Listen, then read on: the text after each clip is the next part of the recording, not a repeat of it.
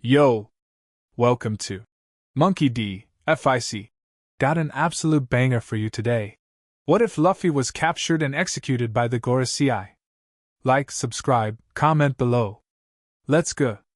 Chapter 1. The weight of chains. The sea around Egghead Island was wrong. Luffy noticed it first, not because he was paying close attention, which he almost never was, but because the Thousand Sunny had been sailing for 20 minutes, and the water hadn't changed color. It was still that deep, bruised purple that meant the calm belt was nearby, and that was strange, because Jinbe had steered them away from the calm belt 2 hours ago and said so out loud while pointing at the map, which was the kind of thing Luffy filed away without realizing he'd filed it away. "Hey," he said, hanging off the figurehead with one arm looped around the lion's mane and his legs dangling over nothing. "Jinbe." "I see it," Jinbe said, already at the helm, his hands tightening on the wheel. "The color's wrong." "Yes." "And it's too quiet." "Yes." Luffy swung himself up to standing on the figurehead's nose, one hand shading his eyes even though there was no sun. The sky above Egghead had been overcast for 3 days, ever since they'd cleared the island's barrier and started south. He scanned the horizon and found nothing. Water. Clouds. The faint smell of iron in the air. Then the Sea Kings surfaced. Not one. Not two. Dozens of them, enormous and silent, rising from the deep in a loose ring around the Sunny, their heads barely above water, their ancient eyes fixed on the ship with an expression that, if a creature that size could be said to have an expression, might have been called mournful. "Okay," Luffy said. "That's new." What happened next happened fast. The ship that decloaked off the port side was not a marine vessel, not exactly, not officially, not in any way that would appear in a ledger or a manifest. It was black from waterline to masthead, marked with no flag, carrying no visible crew on its deck. It was half again the size of a marine battleship, and it moved with the dead, mechanical silence of something that had been built for a single purpose and had never done anything else. Then the second one appeared on starboard. Then the third dead ahead. Luffy dropped from the figurehead to the deck in one motion. "Everyone up!" he shouted toward the cabins. "Now! Get up now!" The crew came, Zoro first, swords already in hand, sleep still in his eyes but his body fully awake in the way fighters' bodies are, alert before the brain catches up. Then Nami and Usopp together, Robin already up the stairs behind them. Sanji materialized from the kitchen doorway with his jacket half on, and a lit cigarette, and the particular look he got when something was about to ruin his evening. "What are those ships?" Nami asked, voice low and flat in the way that meant she was running numbers and didn't like any of them. "No flag," Robin said, standing at the railing, her hand resting lightly on it, fingers spread. She was reading the ships the way she read everything, like text on a page that would eventually yield its meaning if you looked long enough. "No designation. No livery of any marine branch." She paused. "That is more frightening than if they were flying one." "How many people on board?" Zoro asked. Robin closed her eyes for a moment. Eyes blossomed across the decks of all 3 ships, hundreds of them, blooming open simultaneously, feeding back information in the particular way her ability worked, sensation to sensation to sensation. "Each ship carries approximately 300 soldiers," she said. "Armed. Coordinated. And..." She stopped. "Robin?" "Sea Prism Stone," she said quietly. "The rounds. Their weapons fire modified bullets lined with sea prism powder. And there are canisters. Large ones." She opened her eyes. "They intend to fill the water around us with it." That was when Luffy understood. Not the tactical picture, he never thought in tactical pictures, but the shape of the thing. The feel of it. This wasn't a marine patrol that had gotten lucky. This wasn't even a mission born from the usual bureaucracy of the world government's endless paperwork. This had been planned.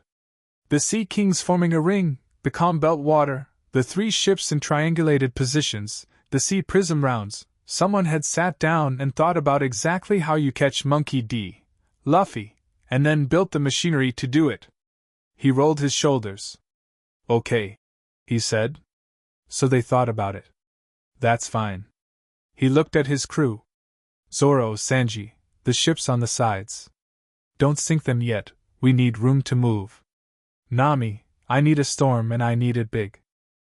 Robin, Frankie. The voice that came from the ship ahead of them was not amplified by any ordinary denden mushi.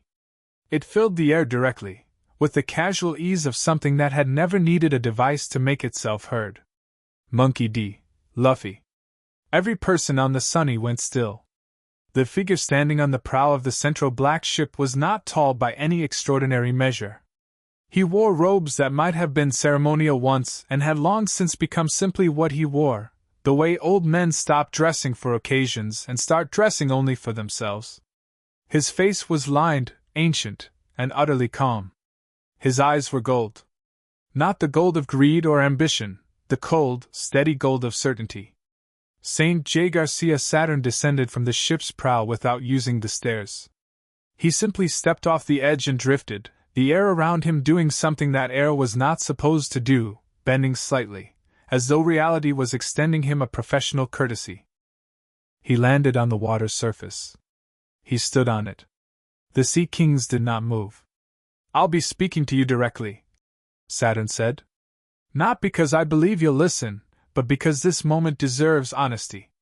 There will be no negotiation. There will be no battle in which your strength is relevant.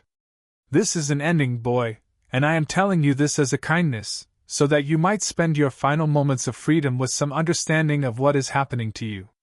Luffy stared at him. Then he laughed. Not a nervous laugh. Not a laugh that tried to cover fear with sound.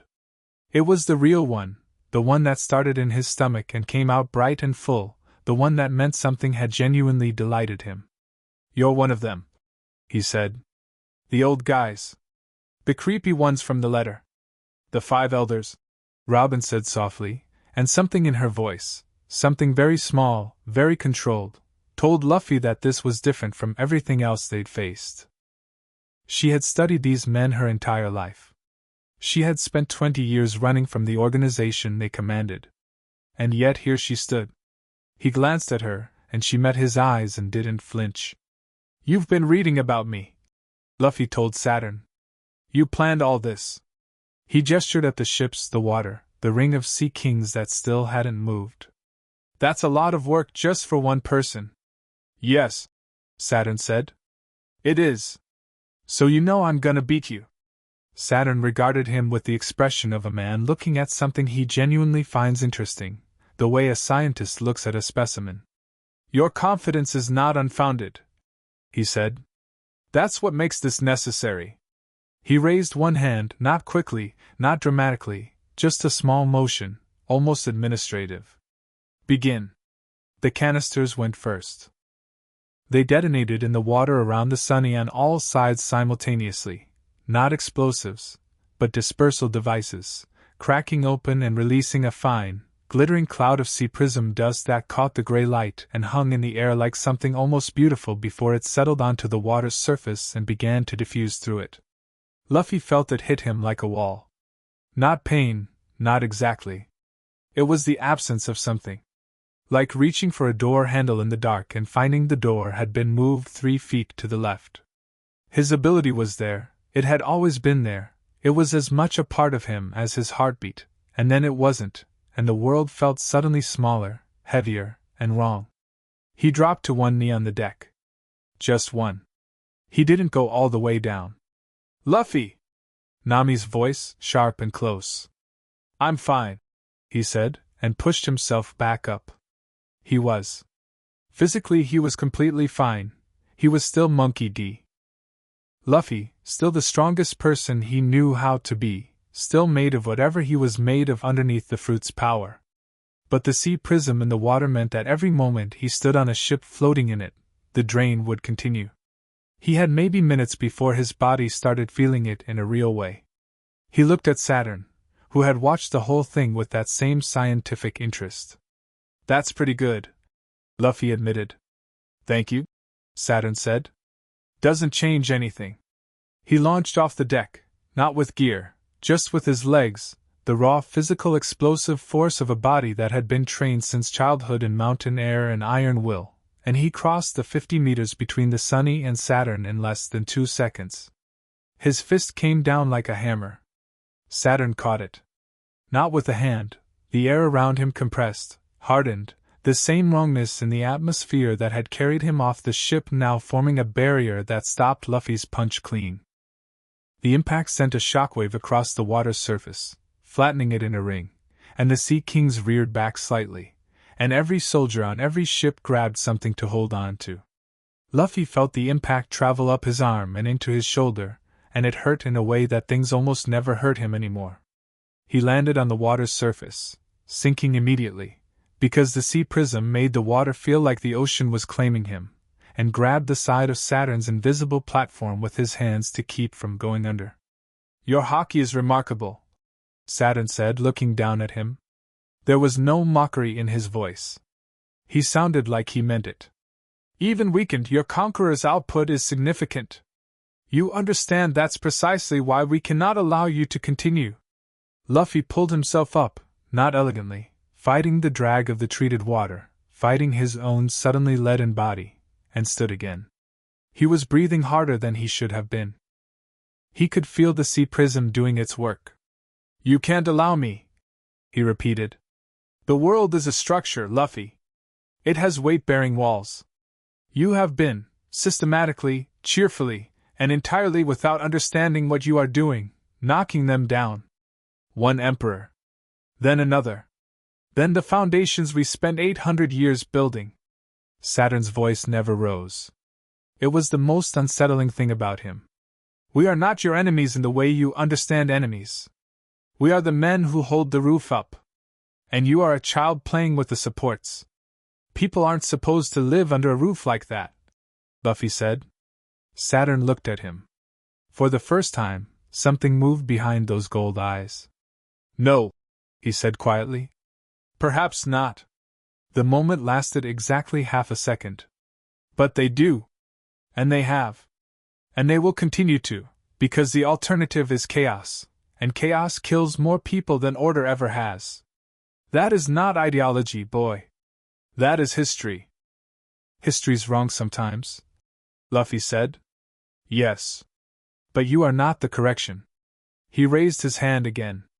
The second volley wasn't canisters this time.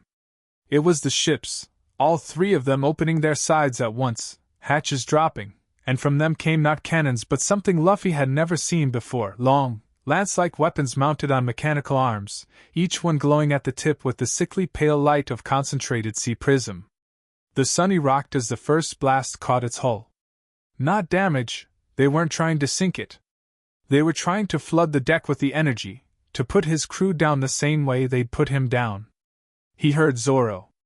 Not words, just the sound of Zoro moving, the particular whistle of 3 blades in coordinated motion, and the blast that had been aimed at the Sunny split into 4 pieces that scattered harmlessly off the sides. Then another blast came and Zoro cut that one too, and Luffy heard him say, flat and contemptuous, "Is that all?" "Zoro," Luffy called back without turning. "Get everyone below. Now. Use the sub. Like hell I'm, now Zoro." A silence. Then, "Everyone below. Let's go. Frankie, prep the shark submerge." That was the thing about Zoro that people who hadn't known him long sometimes missed. He was not stubborn out of pride. He was stubborn because he had convictions and he held to them. But Luffy was his captain, and when Luffy's voice carried that particular weight, Zoro moved. Not because he was told to. Because he trusted it. Luffy turned back to Saturn. His legs were shaking slightly. He locked them and stopped the shaking. "Send them away," he said. "The ships. Send them somewhere else. Let my crew go, and I'll come with you without fighting." Saturn studied him. "You would surrender?" "I'm not surrendering. I'm making a deal. There is no distinction from where I stand. There is from where I stand." Luffy met those gold eyes without blinking. "My crew goes. That's the deal. Otherwise I stay here and we keep going until I pass out or you run out of sea prism, And I can take a lot more than you think I can even like this. It was not a bluff. Even then, even with the sea prism working through him and his gear inaccessible and his body running on reserve fuel, Luffy was not a bluff. He was the kind of person that the word surrender simply didn't fit. The way a word in one language sometimes just doesn't translate. It existed in other people's vocabulary, not his.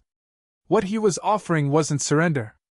It was a calculated exchange, made with the absolute certainty that his crew would come back for him, and made with the knowledge that keeping his crew in range of those sea prism lances was the actual danger. Saturn was quiet for a long moment.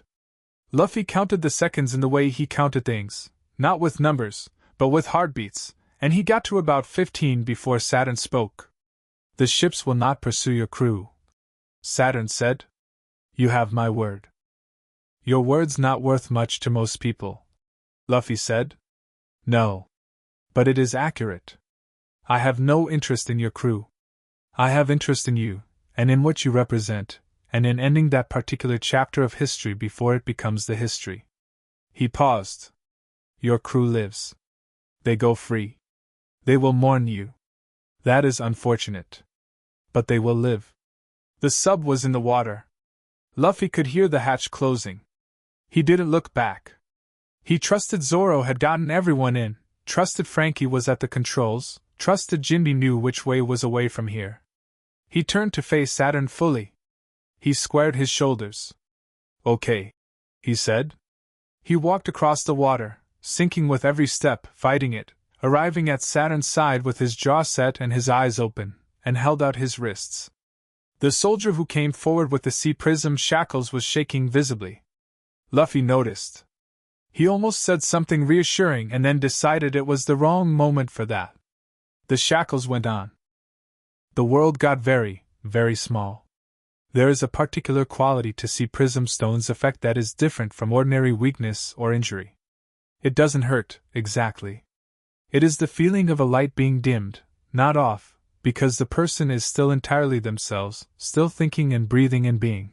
But the thing that made them extraordinary, the thing that they had come to understand as simply part of who they are, becomes a distance.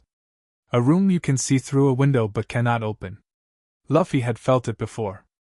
At Impel Down. In fights where opponents had used it. But those had been temporary, brief exposures. The shackles were constant, close, the stone directly against his skin, and within 20 seconds of them being locked he understood why this particular tool was the one the world government valued above almost everything. He sat down on the deck of the black ship, not because he was told to, but because his legs decided that standing was optional, and looked at the water where the shark submerge had vanished. He couldn't see it. Good. A soldier moved toward him with a second set of restraints, these for his legs, and Luffy let him apply them without resistance.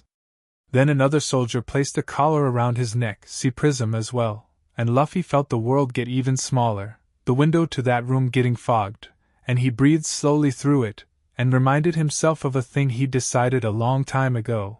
The measure of a person was not whether the world tried to put them in chains. The world tried to put everyone in chains eventually. The measure was what happened in your head when the chains went on. His head was fine. He was angry, a clean, uncomplicated anger, not spiked with fear. He was hungry, which was its own separate problem. He was thinking about his crew, specifically thinking about Zoro's face when he'd given the order to go, the way Zoro's jaw had set and his eyes had done something that Luffy had never been able to name but always recognized, something that lived between fury and loyalty and grief, all three at once, compressed into an expression that lasted less than a second before the mask came back down. Zoro would come. They would all come. That was not optimism. That was not a coping mechanism. That was simply a fact, as reliable as weather or tides, and Luffy held it in the center of his chest where the sea prism couldn't reach. Saturn appeared above him, looking down with that same measured attention. You did not expect this to go this way, he said. It wasn't a question. I don't expect anything, Luffy said. I just deal with what's in front of me. That is both your greatest strength and your greatest flaw. Saturn crouched down to Luffy's level, a strangely intimate gesture from a man of his stature, a willingness to descend that suggested he wanted to be heard. You have affected the world considerably, Monkey D. Luffy. I want you to understand that I am not unaware of that. The people you freed. The things you dismantled. The hope you represented. He said the word hope the way people say it when they consider it dangerous, with precision, the way you name a fever. You're scared of hope, Luffy said. I am aware of what hope does when it is attached to a single person, Saturn said. It escalates. It becomes movement. Movement becomes upheaval. Upheaval becomes catastrophe. I have seen it happen. More than once. More than you know. He stood. You will be transported to Impel Down. You will be held there briefly. And then there will be an announcement, and a demonstration, and it will be public, and it will be complete, and the world will understand that the age you were trying to begin will not begin. Luffy looked up at him. You really think that'll work? It has worked before. You killed someone like me before? Saturn's expression shifted, just barely, just enough. We have ended chapters before, yes. And then new ones started anyway, Luffy said. Saturn said nothing. Because that's how stories work, Luffy said, and he said it simply, not as a challenge, just as information he was sharing. You can't kill a good story by killing the person who started it. My old man figured that out. Gramps is always saying stuff like that even when he's trying not to. He rolled his head back and looked at the overcast sky. I'm not scared of dying. I know, Saturn said quietly. That is also why this is necessary. He walked away. His robes settled around him as he moved to the ship's central structure and disappeared through a door that had no visible handle, that opened for him without being touched and closed behind him with the finality of something that had been made to stay closed. The soldiers around Luffy were professional enough not to stare, but he could feel the weight of their attention, the particular awareness of people who have been told this man is exceptional and are now looking for evidence of it, and finding it uncomfortable that the evidence is sitting on the deck with chains on, looking at the sky, apparently thinking about food. He was, in fact, thinking about food. He was also thinking about Ace, which he rarely let himself do, but the chains and the black ship and the gray sky and the word execution floating somewhere in the recent atmosphere had pulled it out from wherever he kept it. He thought about his brother standing at Marineford with the fire still in his eyes and the smile still on his face, and the unbearable, absolute certainty that Luffy was there, and that was enough. It hadn't been enough. Luffy had been there, and it hadn't been enough. He exhaled and pushed the thought somewhere else. Not away. He'd stopped trying to push things away after the 2 years of training, because things you push away just come back faster. He put it somewhere accessible but not active, the way you put a book on a shelf instead of leaving it open on the table. His crew was in the water. The sub was fast, Frankie had made it fast, and Jinbe knew the sea like he knew himself. They were fine. They were going to come for him. He was going to let them, because they were the Straw Hats, and this was what they did. And between now and then, Luffy was going to be exactly who he was, in chains, and impelled down, in front of whatever they had planned for him, and he was not going to give St. J. Garcia Saturn the satisfaction of a single expression that looked like fear. The ship began to move. The Sea Kings parted for it without being instructed to. They watched the black ship pass between them with those ancient eyes, and one of them, enormous, older than anything in the water had a right to be, surfaced enough to lift its head level with the ship's rail where Luffy sat.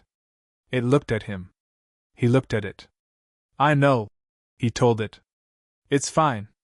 The Sea King's eye, easily the size of the Sunny's main mast, didn't close.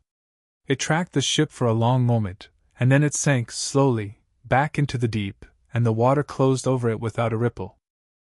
The ship passed into the calm belt, and the silence of that place settled in like a blanket. No wind, no waves, just the mechanical churning of whatever drove the black ship, and the gray sky above, and Luffy on the deck in his chains. 300 soldiers. 3 ships. The 5 elders themselves. Sea Prism in the water, in the shackles, at his throat. A plan that had been built specifically for him, with knowledge of how he moved and what he was and what he was becoming. He thought about what Saturn had said. "You are not the correction." He thought about what he'd said back, and how Saturn had gone quiet. Then he tilted his head back, looked at the gray sky through the sea prism fog over his senses, and grinned. Not for the soldiers. Not for Saturn, somewhere behind his no-handle door. For himself. Because he was still Monkey D. Luffy, and he was still the future king of the pirates, and the chains were temporary, and his crew was in the water, and the story, as he had just reminded a god, was not over. It had, in its own way, just gotten interesting. The ship churned south through the calm belt. The sky stayed gray.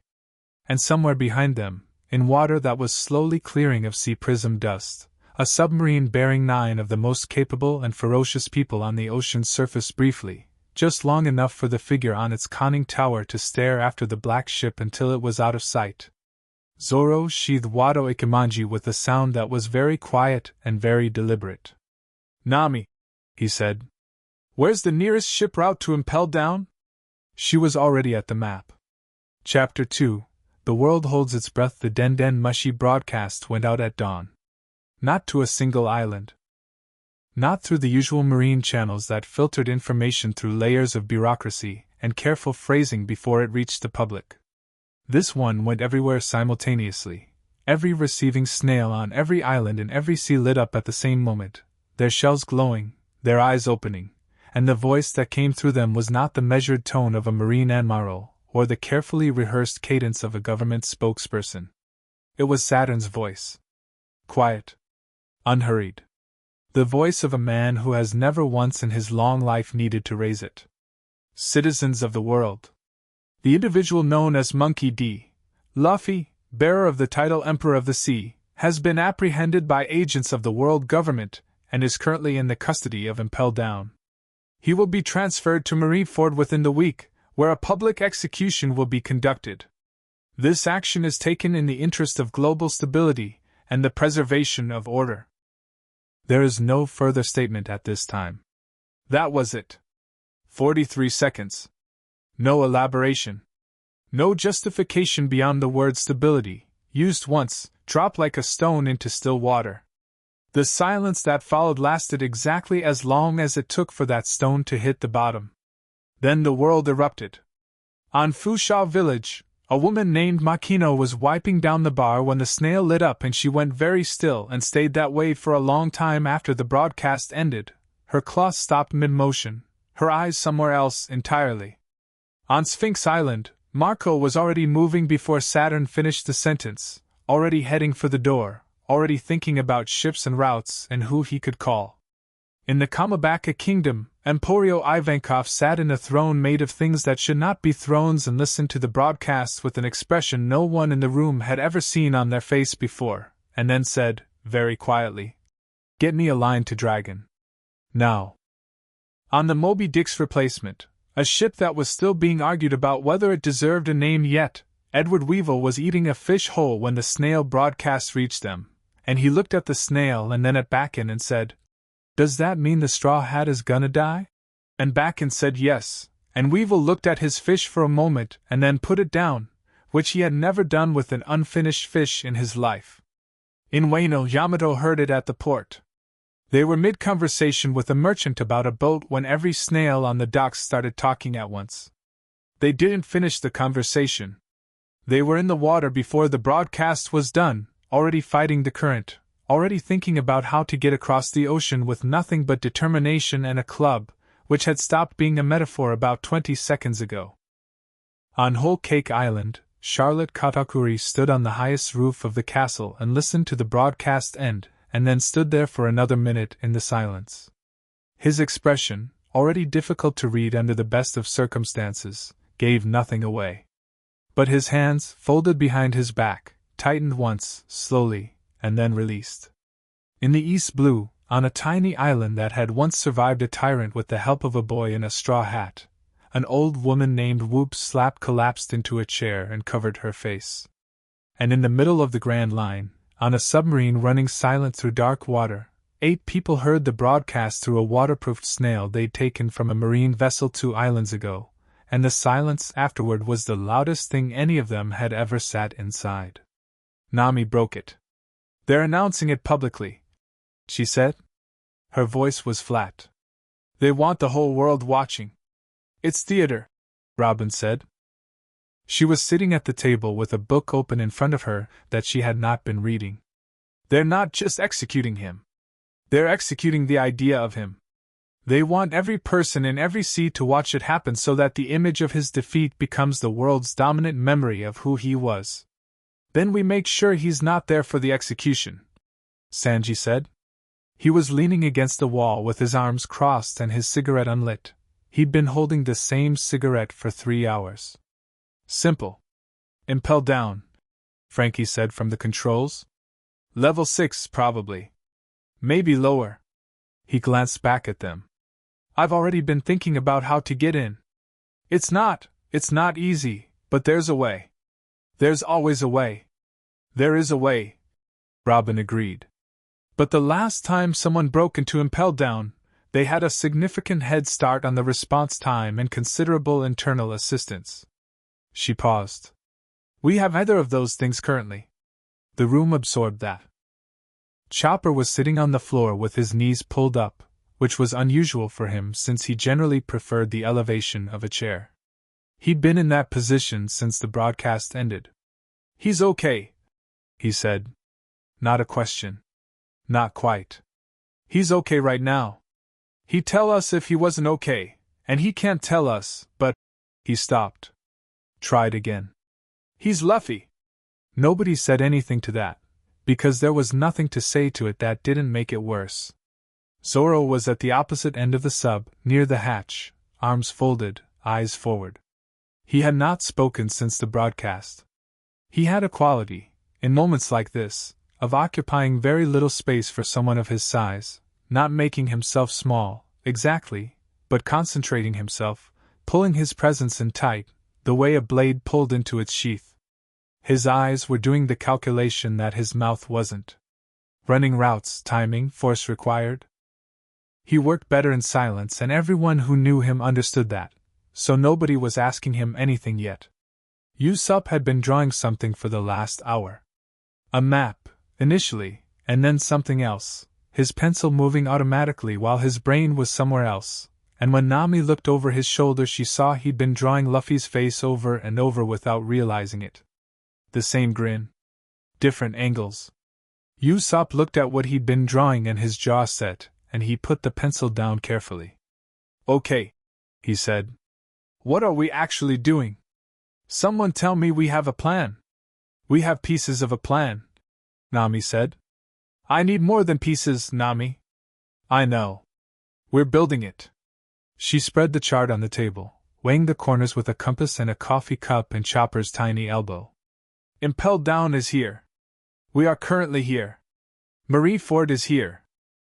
The execution timeline is within the week, which means they'll move him from Impel Down to Marineford probably in 4 to 5 days.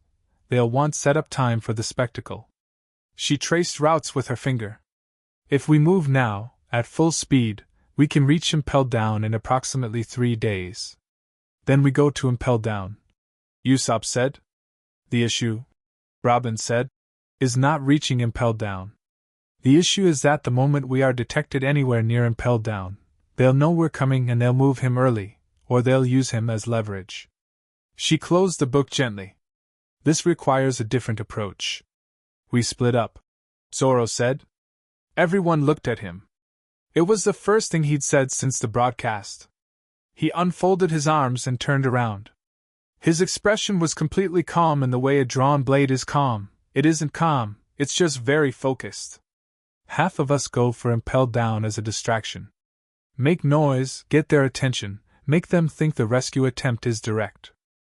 The other half, the half they won't be expecting, goes for Marineford. Get into position. If we can't get him out of Impel Down in time, we meet him at the execution. That's not a plan, Usopp said. That's 2 plans that both involve dying. It's a plan that uses what we have, Zoro said. We don't have time, We don't have allies on the inside, we don't have numbers. We have speed and we have the fact that they don't know exactly what we're capable of anymore.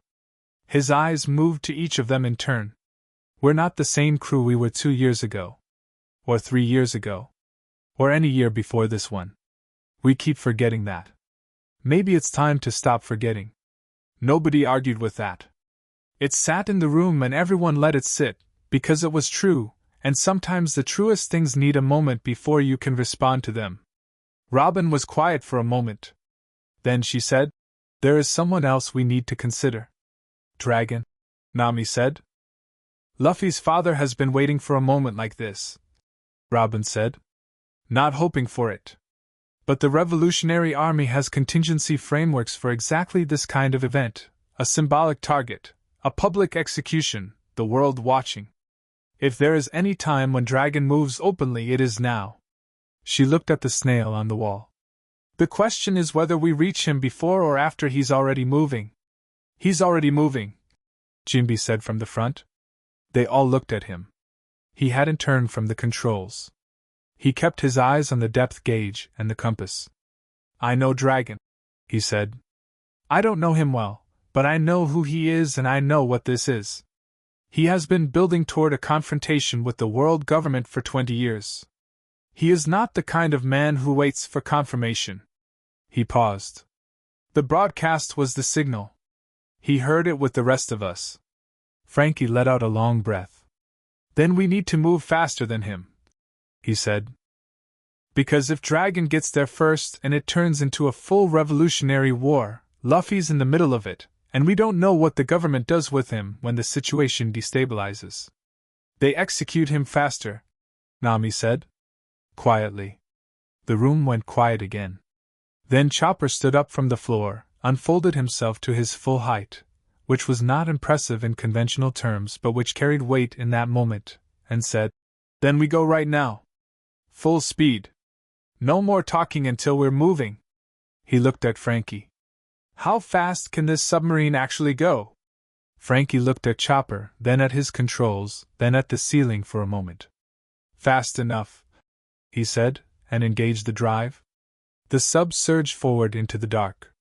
On the red line, above the clouds, above Mariewa, in a room that had no windows and no records and no name in any architectural document, the remaining 4 elders were watching the broadcast play back through a recording snail.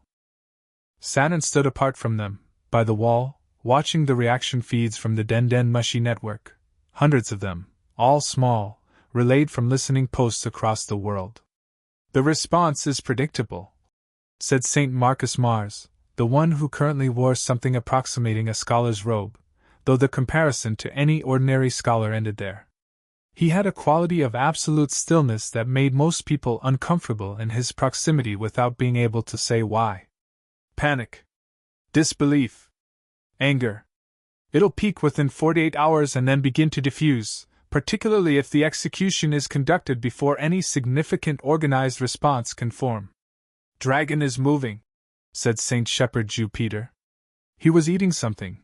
He was always eating something, the metabolism of whatever he truly was requiring constant fuel, and he reviewed the feed from the Revolutionary Army's last known positions with the casual attention of someone checking weather reports.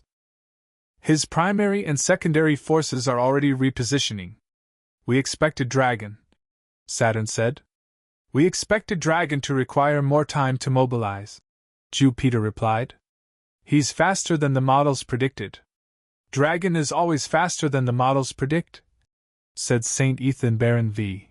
Nusjuro, standing at the far end of the room with the immaculate posture of someone whose bearing had been cultivated over centuries. "That is why he has survived this long. The question is whether he arrives in time to matter." He looked at Saturn. "Are we certain the execution timeline is appropriate? If we moved it forward, moving it forward defeats the purpose," Saturn said. "The spectacle requires preparation. It requires an audience. We are not simply executing a pirate. We are performing a conclusion for the world's benefit." He looked at the feeds. "Dragon's arrival at Marineford does not concern me. We will be ready for him. What concerns me is what else Luffy's execution might catalyze, The things we have not predicted, because they cannot be predicted from a model. You mean the will of D? Mars said. I mean everything that comes attached to that boy that we do not fully understand. Saturn said. He was aboard Egghead. He saw what is on Egghead. And he is the kind of person who... He stopped. He told me that killing him wouldn't end the story.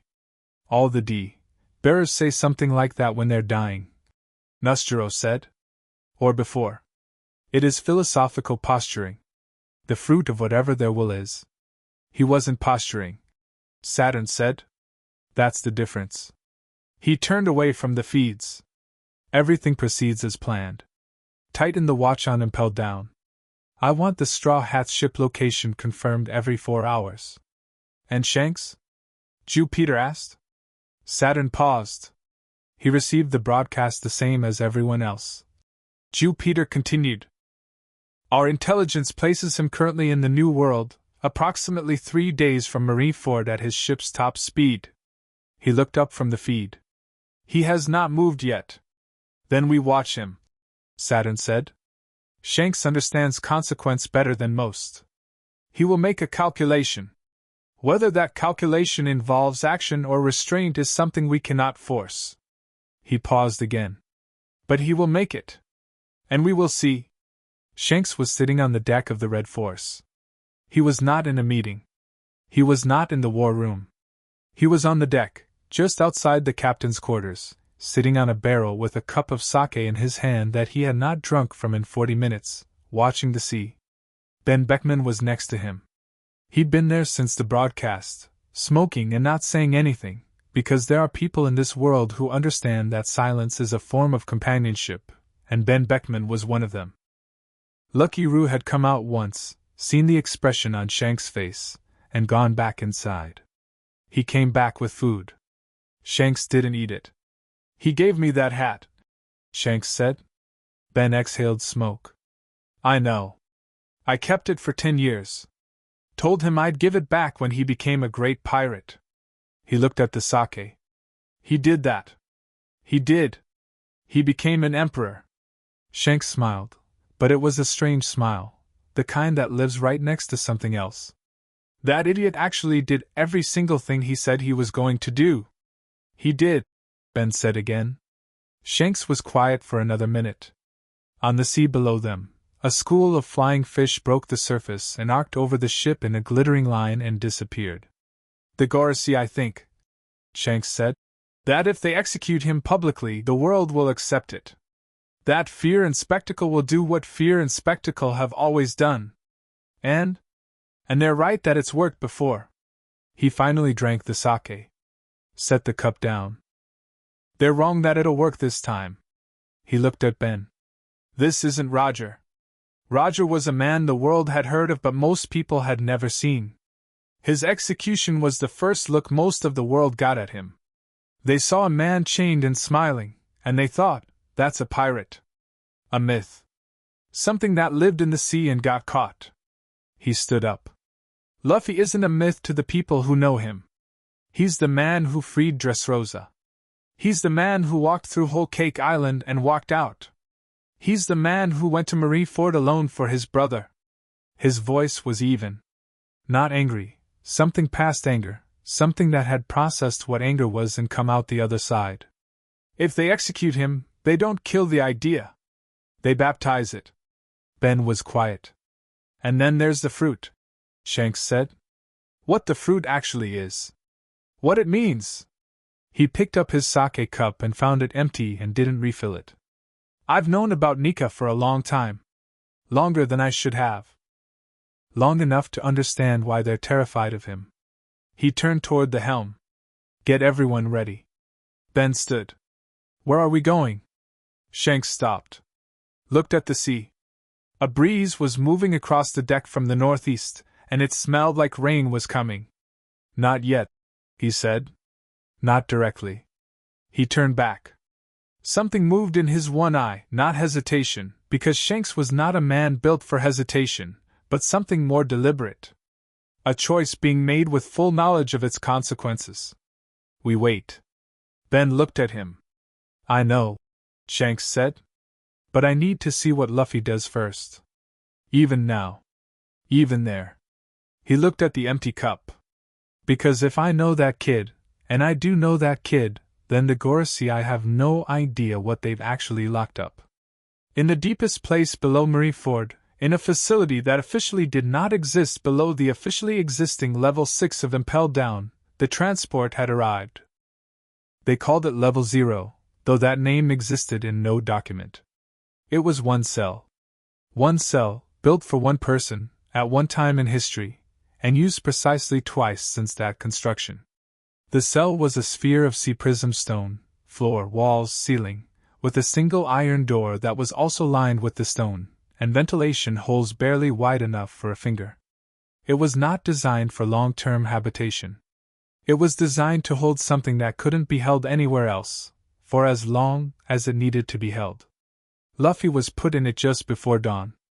He went in walking, which seemed to surprise the guards. He sat down in the middle of the spherical floor, where it was flattest, and looked at the walls with an expression of general interest. "Okay," he said to no one in particular. The door closed. He was alone. The sea prism was everywhere now, above, below, beside him, pressed close, not a direction in any dimension that wasn't emanating that particular blanketing suppression. It was, objectively, the most thorough negation of a devil fruit user's ability that the world government had ever constructed. Luffy tilted his head back and thought about meat. Then he thought about his crew, which he tried not to make into worry because worry was useless and Luffy had a limited tolerance for useless things. He thought about each of them with the practical attention he gave to things he trusted, the way he trusted his own body in a fight, making assessments without agonizing. Zoro moving. Definitely moving. Already probably arguing with someone about what direction to move in. Nami planning. If anyone could build a plan out of a chart and bad options, it was Nami. Sanji furious. Constructively furious. Frankie, already modifying something on the sub to make it better for whatever was coming. Robin. He thought about Robin last, the way you leave the most important thing for a moment when you've prepared yourself properly. Robin, who had spent 20 years running from the world government. Robin, who had been declared dead, who had survived things that had no right to be survivable, who had come to the cruise sideways and complicated, and had ended up becoming as central to it as the ship's keel. Robin, who understood the world government better than any of them and who had looked at Saturn and gone very still in the way she went still when something was worse than she'd prepared for. She would know what this was. She would know what level 0 was. If it existed in any text she'd ever read, she would know it. And she would tell the others, clearly and without softening it, because that was how Robin helped, with clarity. He was not afraid. But he was aware, in the way you are aware of a clock ticking, that time was a factor, and that he was not in a position to do anything about it from inside a sphere. He looked at the sea prism wall closest to him. Ran his fingers along it. It was faintly warm, which was wrong. Sea prism was usually cold. But there was so much of it here, such a dense concentration, that it had absorbed and retained the ambient heat of the earth around it. "Huh," he said. He pressed his palm flat against the wall. Felt the suppression push back at him like a physical weight. His hockey was there, somewhere under it, not gone, because it wasn't part of the fruit, it was part of him. It was the thing that had always been there before the fruit and before the training and before everything. But the sea prism suppressed it the way deep water suppresses sound, muffling it into something that felt like a whisper. He pushed. Not with his body. With his will. The whisper got slightly louder. He wasn't going to break the wall. He wasn't going to do anything dramatic this moment, in this cell, because even Luffy understood that burning energy you didn't have was how you ended up unable to do the thing that actually mattered. But he pushed against the suppression with his will because he was genuinely incapable of simply accepting a limitation without testing it, and because the test told him something. He was still in there. All of it. The fruit, the hockey, the thing underneath both of those that he'd started to understand during the fight with Kaido, all of it, pressed down and muffled and waiting, but present. He took his hand off the wall. "Okay," he said again. Still to no one. But it felt like the right word for the moment, a full stop, an acknowledgement of the situation, a firm and cheerful declaration that he had registered the circumstances and had decided they were temporary. He lay down on the curved floor, which was not comfortable, found the least curved section of it, and closed his eyes. Outside the cell, in the corridor that technically didn't exist in a facility that technically didn't exist, 2 guards stood at their posts and did not speak to each other, because the standing orders were silence and the standing orders were followed. One of them looked at the iron door. Looked away. Looked at it again. "He's just lying down," the other one said quietly. "I checked the slit. He just lay down." The first guard said nothing. "I thought I don't know. Try something." "He will," the first guard said. "When?" "When his crew gets here," the first guard said, and then went quiet, because that was already more than he'd intended to say. The silence resumed. In the cell, Luffy was not sleeping, not exactly, but he was conserving. His breathing had slowed to something approaching rest, his body doing what bodies do when their owner has decided that panic is not productive, settling into patience with the same complete physical commitment that Luffy gave to everything else. He was listening to the ship's sounds above him, the structural sounds of impelled down, the footsteps of guards in patterns that took approximately 11 minutes to repeat. To the sound of the world above the water, which he couldn't hear but could feel in the way that the sea is always there even when you're not in it, a presence, a direction, a home. He thought about what Saturn had said. "You are not the correction." He thought about that. Turned it over. He wasn't trying to be a correction. He'd never been trying to fix the world in any systematic sense. That was Dragon's thing, Robin's knowledge, the Revolutionary Army's framework. Luffy's thing was simpler and less organized, the people in front of him. The person crying. The island suffering. The friend in chains. He moved toward those things not because he had a theory about what the world should look like but because he couldn't watch them and do nothing. It was physically impossible for him in the same way that breathing was not a choice. Maybe that was what Saturn didn't understand. Maybe that was the thing you couldn't model or predict. You couldn't execute an instinct. He smiled, alone in the dark of the sea prism sphere, in the lowest level of impelled down, on the eve of the world's biggest spectacle. He smiled because his crew was coming.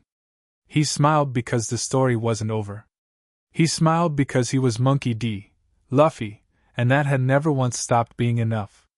Above the Grand Line, a storm was building from the northeast, the kind of massive, slow-turning weather system that forms when conditions have been wrong for too long and the atmosphere finally runs out of patience. It had no name yet. It was too new for a name. But it was enormous, and it was moving toward Marineford with the inevitable patience of something that had already decided where it was going. On the Thousand Sunny's hull, painted over the old repairs and the new ones both, someone had written something in Nami's handwriting, small enough that you'd only see it if you were climbing the hull to check the damage, which Usopp was, right now, because Usopp checked everything compulsively when he was anxious. He read it. "Read it again." "We're coming, Captain." He pressed his forehead against the hull for a moment. Breathed. Pushed off and climbed back to the deck and picked up his sniper bag and checked his dials and did not say anything to anyone, because some things don't need to be said. The sub was already running at full speed. It wasn't enough. It would have to be. Chapter 3, Level 0. The first thing Luffy noticed about Level 0 was that it hummed. Not loudly. Not in a way that would bother most people, or that most people would even register as a sound rather than simply the ambient pressure of being underground and surrounded by stone. But Luffy had spent 2 years on an island where the air itself was alive, where hockey training had sharpened his awareness to the point where he could feel a person's intent before their body moved, and the hum of the sea prism sphere was as present to him as a heartbeat in a quiet room. It was the stone working. Constantly. Pouring its suppression into the air of the cell the way a fire pours heat, not deliberately, not with malice, just doing the thing it was built to do. He'd mapped it completely in the first few hours.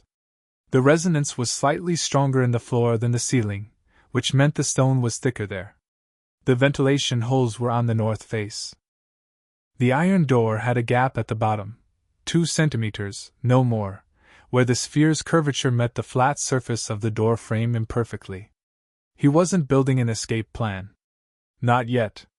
He was just knowing the room, the way he always knew the space he was in, the way his body automatically catalogued exits and angles without him directing it to.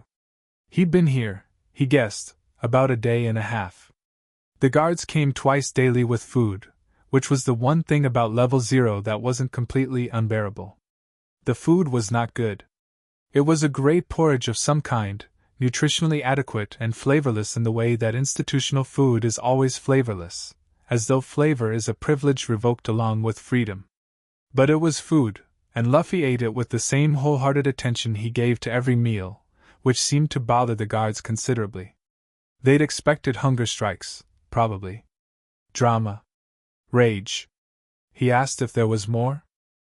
The first time, the guard just stared at him.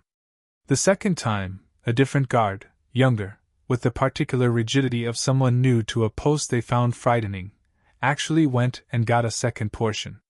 Luffy thanked him. The guard left without responding, but he walked slightly differently going out than he had coming in. The third meal came with someone who wasn't a guard.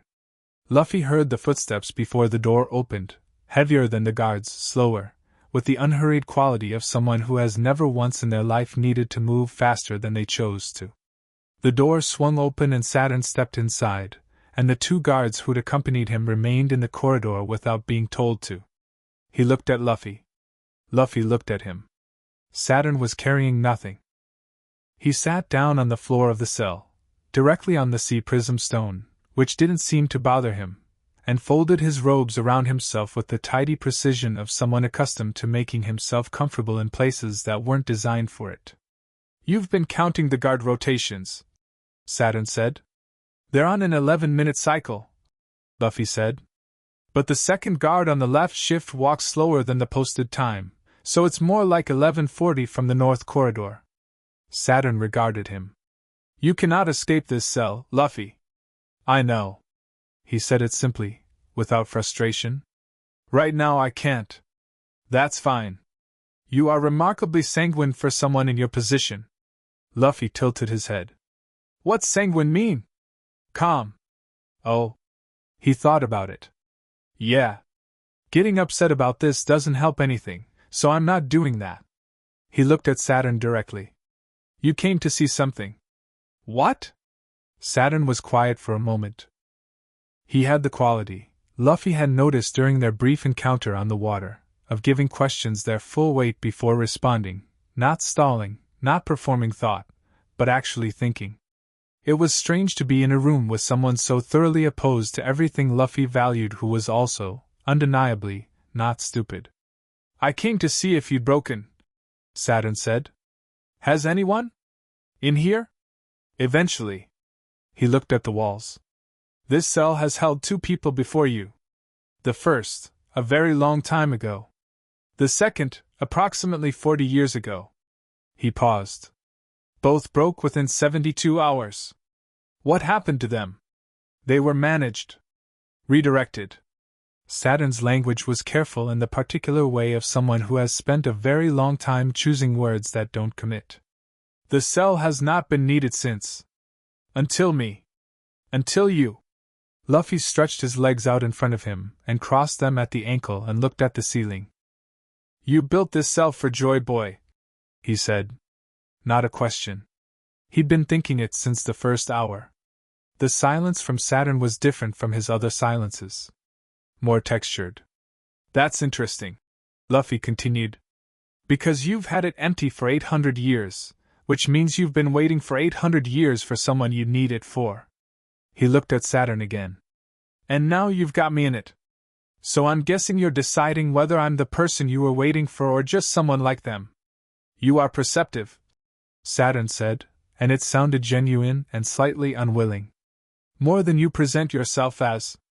"I'm not trying to be perceptive. I'm just paying attention." Luffy shrugged. "You're smart enough to have planned all of this. You're also smart enough to be sitting in a cell with a person you're about to execute because you want to know if you're making a mistake." He met Saturn's eyes. "Are you?" No, Saturn said. But he said it a beat later than he should have. Luffy heard the beat. He filed it away. Roger wasn't Joy Boy, he said. Was he? No. But he knew about it. He found the history, the real history, all the stuff from the void century that you've been keeping buried, and he understood it, but he wasn't the one who was going to, wake it up? Start it? He was working through it out loud, the way he worked through things, not elegantly but thoroughly, following the thread. So he laughed. Because he understood what it meant, and he knew it was coming, but he was just early. He paused. I'm not early. Saturn looked at him with an expression that was very controlled, and underneath the control was something that might have been the oldest kind of fear. Not the acute fear of immediate danger, but the existential fear of something you have spent your entire vast life trying to prevent arriving anyway, and being exactly what you thought it would be. You have been in this cell for 36 hours, Saturn said. The sea prism concentration in here is the highest ever maintained in a fixed structure. You should be barely conscious. I'm hungry, Luffy said. Is that related? You should be experiencing significant physical deterioration. I feel fine. He said it without boasting. Just reporting. The stone is strong. Whatever I am is stronger. He looked at his hands, palm up, fingers loose. Under the suppression, under the muffling, he could feel it, not the fruit, not exactly, but the thing the fruit had awakened, the thing that had always been there waiting for a key. It breathed in the deep of him like something sleeping with one eye open. I'm not going to tell you what I think is happening, because I don't think you need help understanding it. You've been studying it longer than I've been alive. Saturn stood up. He did it slowly, as if age meant something to him in this moment, even though it generally appeared not to. He looked at Luffy from standing height, and something in his face had shifted, not softened, because Saturn did not soften, but recalibrated. The way a general recalibrates when the battle is not going as the map suggested. The execution is in 3 days, he said. Okay. Your crew is currently. He stopped. Luffy looked up at him sharply. It was the first sharp movement he'd made, quick and clean, his full attention suddenly concentrated. Don't tell me where they are, he said. Don't. His voice was level, but the warning in it was real. Because if you tell me where they are and they're somewhere dangerous, then I'm going to stop being calm, and that's going to be a problem for everyone, including your cell. Saturn studied him. You're asking me to withhold information that concerns you. I'm telling you that I trust my crew and I don't need to track them to know they're fine, and I don't want you using them as something to hold over me. I know that's what you were about to do. His eyes were steady. Try something else. Another silence. Longer this time. You would make a remarkable. Saturn started. Don't, Luffy said. Don't do the thing where you tell me I'd make a remarkable asset or ally or whatever the word is.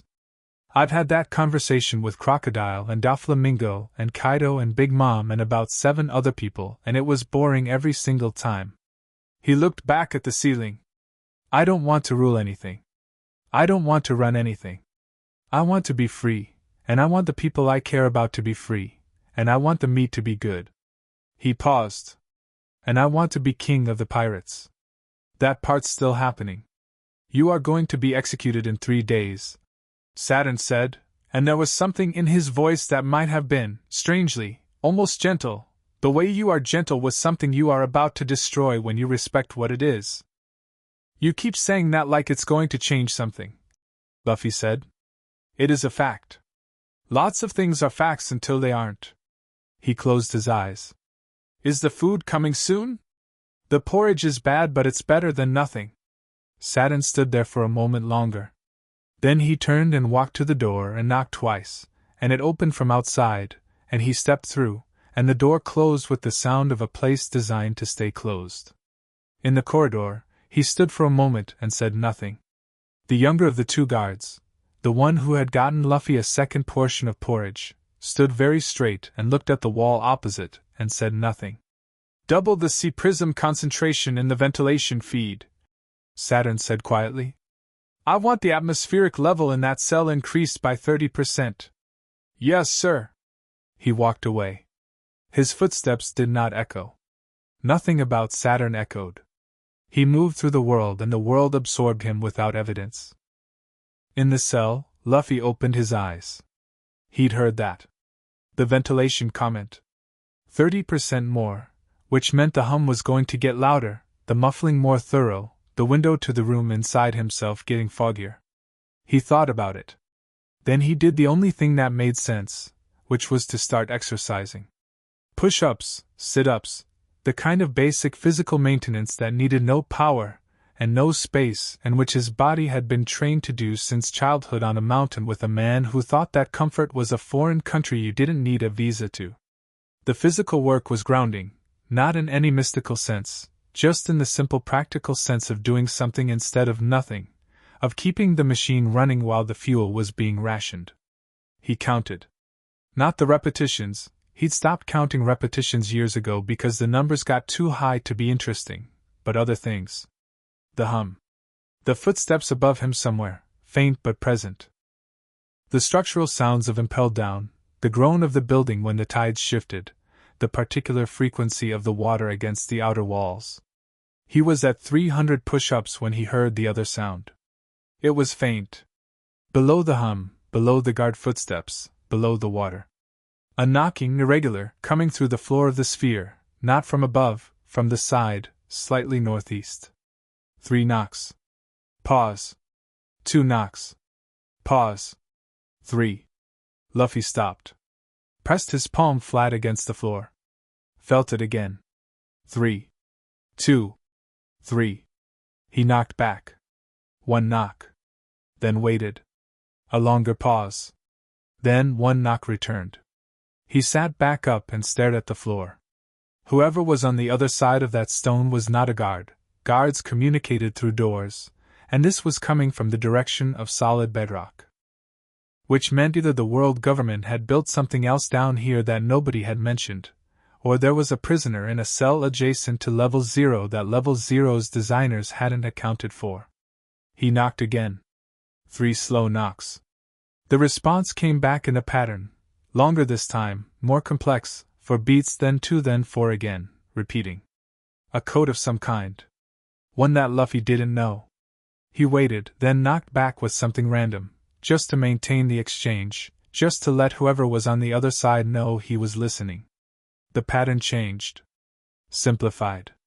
As if the person on the other side had assessed his response and determined he didn't know their code and decided to try something more basic. 3 knocks. Pause. Then a scraping sound, metal on stone, careful and slow, that resolved into something Luffy had to concentrate on for almost a minute before he recognized it. An S. Then an H. Then AA. Then N. Luffy's eyes went wide. He pressed both palms against the floor. His voice dropped to almost nothing. Shank. He stopped. Too loud. He exhaled, pressed his cheek against the cold stone, and whispered into the gap between the floor and his face. Shanks? The scraping came back. Not the name, something else. A word at a time, slow and deliberate, working through what must have been enormous effort considering the conditions. Notshhanks. Then a pause. Then Friend.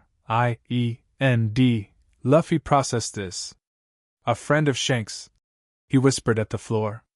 A single knock. Yes. He thought for a moment. How long have you been down here? The scraping took a while. Long enough that Luffy counted 30 breaths before it finished. FIFTENYEARS 15 years. In a cell below Level 0. A friend of Shanks, imprisoned 15 years ago, unknown to anyone, or known only to the people who had put them there and preferred them forgotten. Luffy pressed his forehead against the floor for a moment. Something moved through him, not pity, because pity wasn't something Luffy did well, it always collapsed into action before it could settle into feeling, but a hot, clean fury. 15 years. Whoever this person was, whatever they'd done or known or represented to make the world government put them here, 15 years in the dark below the dark. I'm Luffy, he whispered. A long pause. Then the scraping, very slow, very deliberate, the pace of someone for whom even this small movement was a significant expenditure. I-K-N-O-W. Then W-E-H-E-A-R-D-Y-O-U-C-O-M-I-N-G. We. Plural. There was more than one of them. How many? T-H-R-E-E. 3 people, below level 0, for 15 years, unknown to the world. His mind went immediately to what they might know about this place, about the government, about the passages, the structure, the things that didn't exist in any document, and then went past that to the simpler and more important thing. They were people, and they were here, and that was its own complete fact that demanded response independent of any strategic value. I'm going to get you out, he whispered. No response for a moment.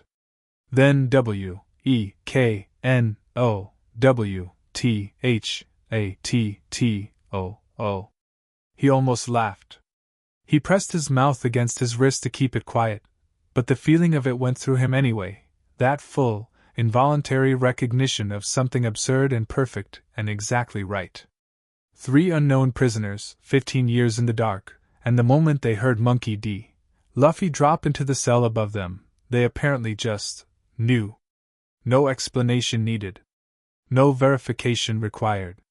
He understood that. He had built an entire crew on exactly that principle. He knocked twice. A simple acknowledgement. We're connected now. I know you're there. 2 knocks came back. He sat up straight and looked at the walls and at the ceiling and at the door and thought about 3 days. 3 days wasn't long.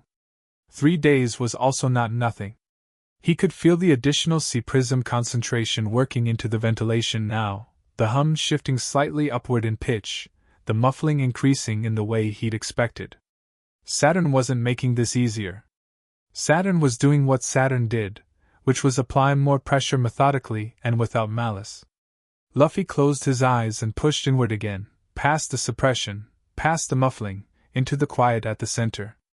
The thing that breathed there with one eye open was still there. Still present.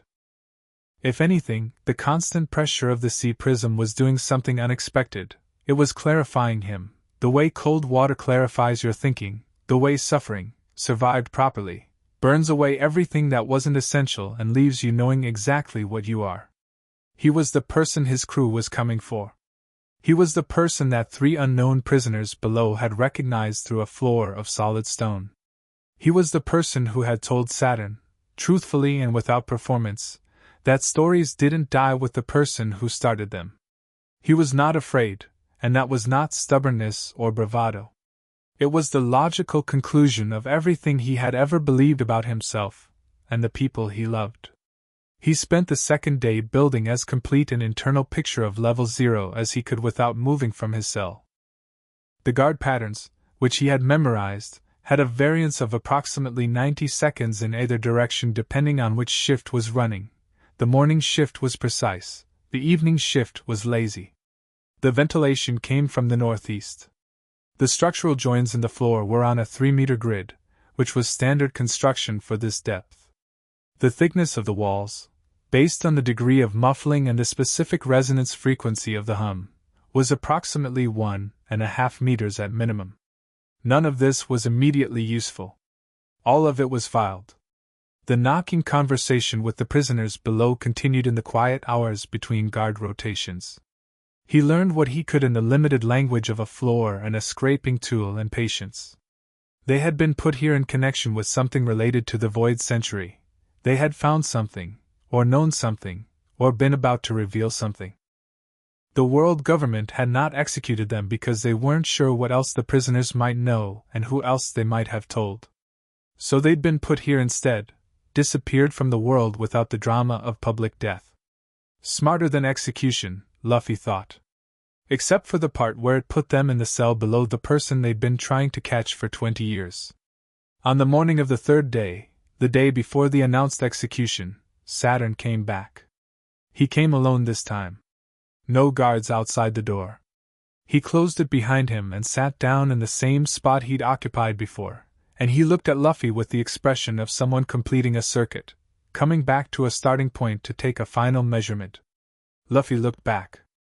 You haven't slept much, Saturn said. I sleep light, Luffy said. Always have. The sea prism concentration is now at maximum viable level. Saturn said it neutrally. You appear unaffected. I'm affected, Luffy said honestly. It's a lot. I'm just not stopped. He tilted his head. That bothers you. It is an anomaly, Saturn said. That is all. It's not an anomaly. It's exactly what you expected. Luffy looked at him steadily. You expected this. The cell being built the way it's built, for one specific kind of prisoner, 800 years ago. You knew whoever you put in here was going to be something the stone couldn't fully stop. He paused. So the execution isn't about containing me. It's about containing what happens when I'm seen by enough people in enough pain. Saturn was very still. It's the same reason Roger's execution backfired, Luffy said. Except this time you're hoping the spectacle is big enough to cover the reaction instead of feed it. He watched Saturn's face. I don't think it'll work. You don't know what we have prepared, Saturn said. No. But I know people. Luffy leaned forward slightly, arms resting on his knees. And you know people too. That's the thing. You've been alive long enough to understand people better than almost anyone. And somewhere underneath all the stuff about order and structure and roofs and weight-bearing walls, you know that what you're doing tomorrow is going to do the exact opposite of what you want. He looked at Saturn carefully. Is that why you keep coming down here? Because you're trying to convince yourself you're wrong about that? Saturn stood up.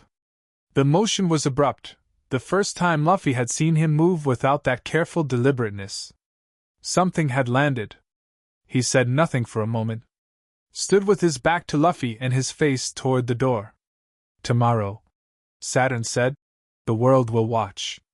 And they will understand that this era is over. Maybe, Luffy said. Or maybe they'll understand it's just starting. You are not afraid. I told you that already. Most men in the moments before. He stopped. Even the strongest ones. In the hours before the end. There is something. I'm sure there is, Luffy said. For most people. He lay back on the curved floor and looked at the ceiling, the familiar hum around him, the faint presence of 3 unknown people below him, the distant feeling of his crew somewhere out there on the water closing the distance. I'm not afraid because I know what's on the other side of tomorrow. Not because I'm okay with dying. He paused, finding the right words, which was always more work for him than for most people. It's because dying isn't the last thing in this story. I can feel it. The same way I can feel a good fight isn't over even when you're down on one knee. There's a weight to things that haven't happened yet. Tomorrow doesn't have that weight. Saturn didn't respond. Also, Luffy added, my crew is about 2 days out and I think at least 3 other very scary people are coming and you've probably figured that out already but I'm saying it out loud so it's more official. Saturn turned. His face had resolved back to its default, measured, ancient, certain. Whatever had momentarily shifted had been put away. We are prepared for your crew, he said. We are prepared for the Revolutionary Army. We are prepared for any response the world generates. Okay. Luffy closed his eyes. Did you know there are people below this cell? A pause so complete it was almost a sound. What? Below the floor. 3 of them. Been there 15 years. He opened one eye to watch Saturn's reaction, and what he saw was the thing he'd been angling for, not surprise exactly, but confirmation, the recognition of a fact that had been buried and was now, inconveniently, surfaced. Friends of Shanks. That's interesting, right? Saturn's jaw tightened. 1 millimeter. Enough. You should rest, he said. Tomorrow is a long day. He knocked on the door. It opened. He stepped through. Just before it closed, Luffy called out. Hey! Saturn stopped. I don't hate you, Luffy said. I want you to know that. I'm going to destroy everything you've built because it needs to be destroyed. But it's not personal and I'm not going to be enjoying it. He considered. Well, maybe a little. But not in a bad way. The door closed. Luffy stared at the ceiling. The hum was at its maximum now, pressing on him from every angle, the weight of it constant and thorough and bearable. Just barely bearable. Which was different from unbearable. He had learned, a long time ago on a mountain in East Blue with a man who had wanted to kill him, that the difference between barely bearable and unbearable was everything. That was the only distance that mattered in life. Not the comfortable ground, that wasn't where anything happened. The barely bearable margin. That was where people became what they were. He knocked on the floor. 323. The response came back immediately, as if whoever was below had been waiting. Tomorrow. Yeah, he whispered. Tomorrow. Then he closed his eyes and in the hum of 800 years of careful oppression, Monkey D. Luffy went to sleep as easily as a man with no weight on his conscience, which was precisely what he was. In the corridor, the younger guard who had brought the second portion of porridge stood his post and did not look at the door and thought about things he wasn't supposed to be thinking about. Across his mind, like a ship moving too fast through quiet water, was the image of the man on the other side of that door, chained, suppressed, sitting in a sphere designed to hold something inhuman, eating grey porridge, counting footsteps, sleeping like a child. He had joined the government at 17. He had believed in order. In structure.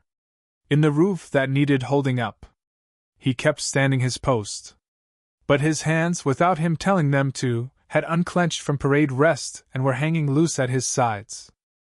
Something he'd been gripping for a long time had just, quietly, without announcement, let go. Outside, above the water, above the base of the Grand Line where impelled down sat like a bad secret in the ocean, the storm that had been building since Marineford was nearly there. It had grown. It had picked up everything in its path: warm water heat, the pressure differential of 3 converging weather systems, and it was moving now with the full conviction of something that had decided it was done being patient. In a different sea, a red-haired man stood at the prow of a ship and felt the wind change. He tilted his face into it. Closed his eye. Said nothing for a long time. Then, move! Chapter 4. The Sky Burns Red. Marineford had been rebuilt.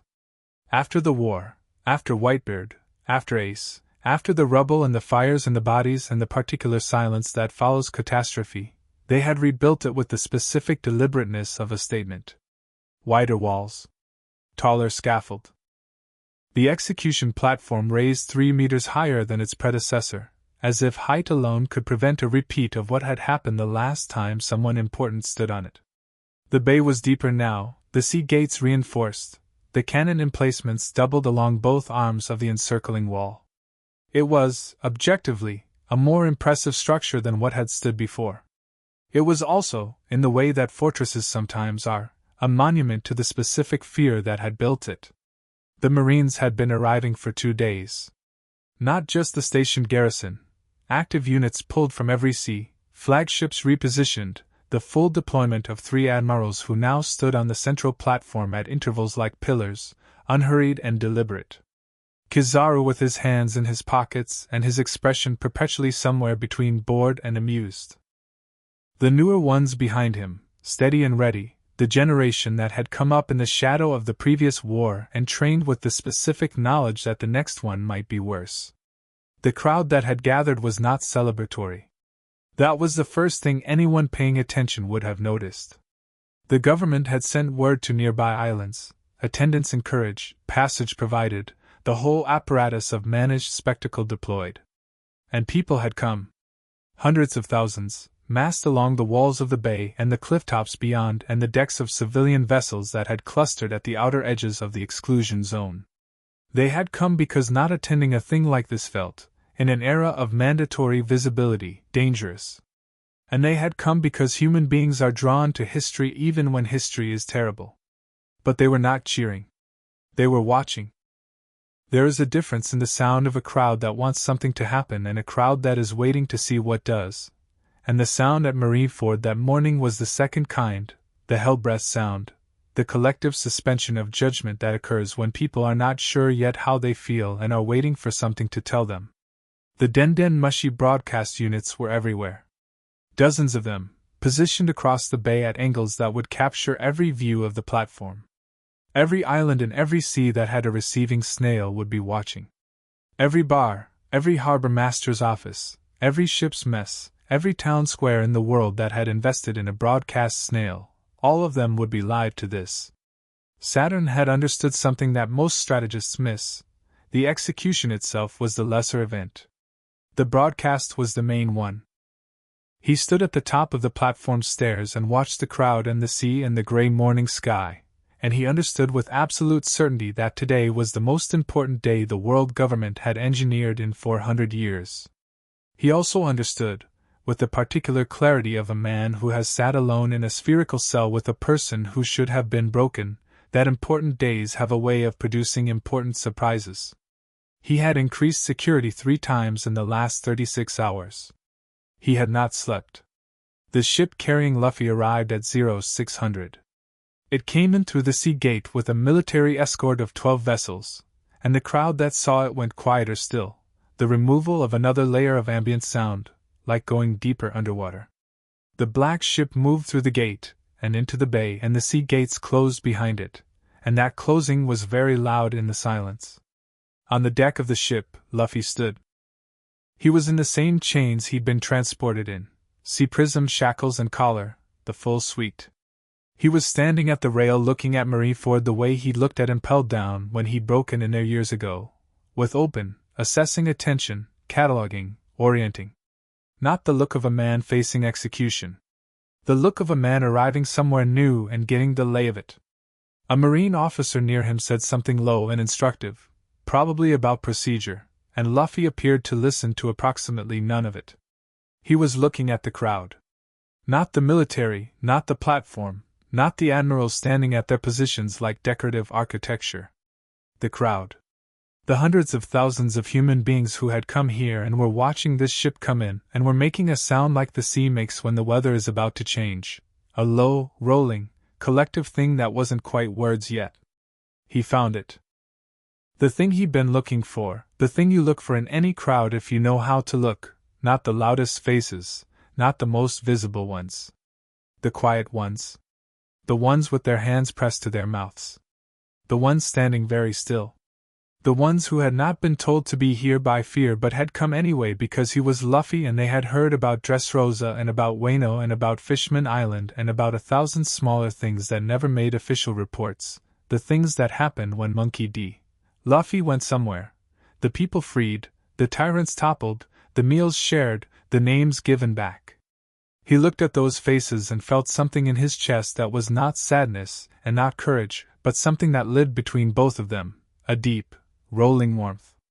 Then the soldiers on the deck moved in around him, and the view was blocked, and someone put a hand on his shoulder and directed him toward the gangway. The walk to the platform took 14 minutes. He walked it.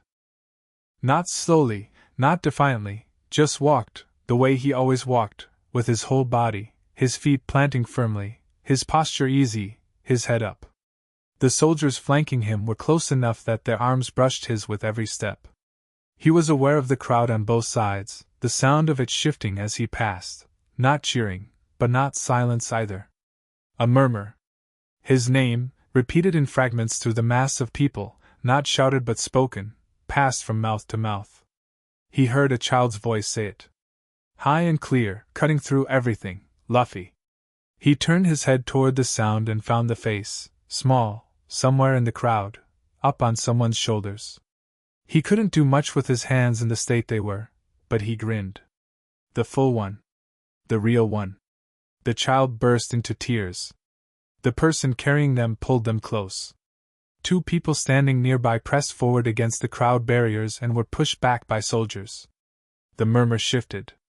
Got louder. Got more complicated.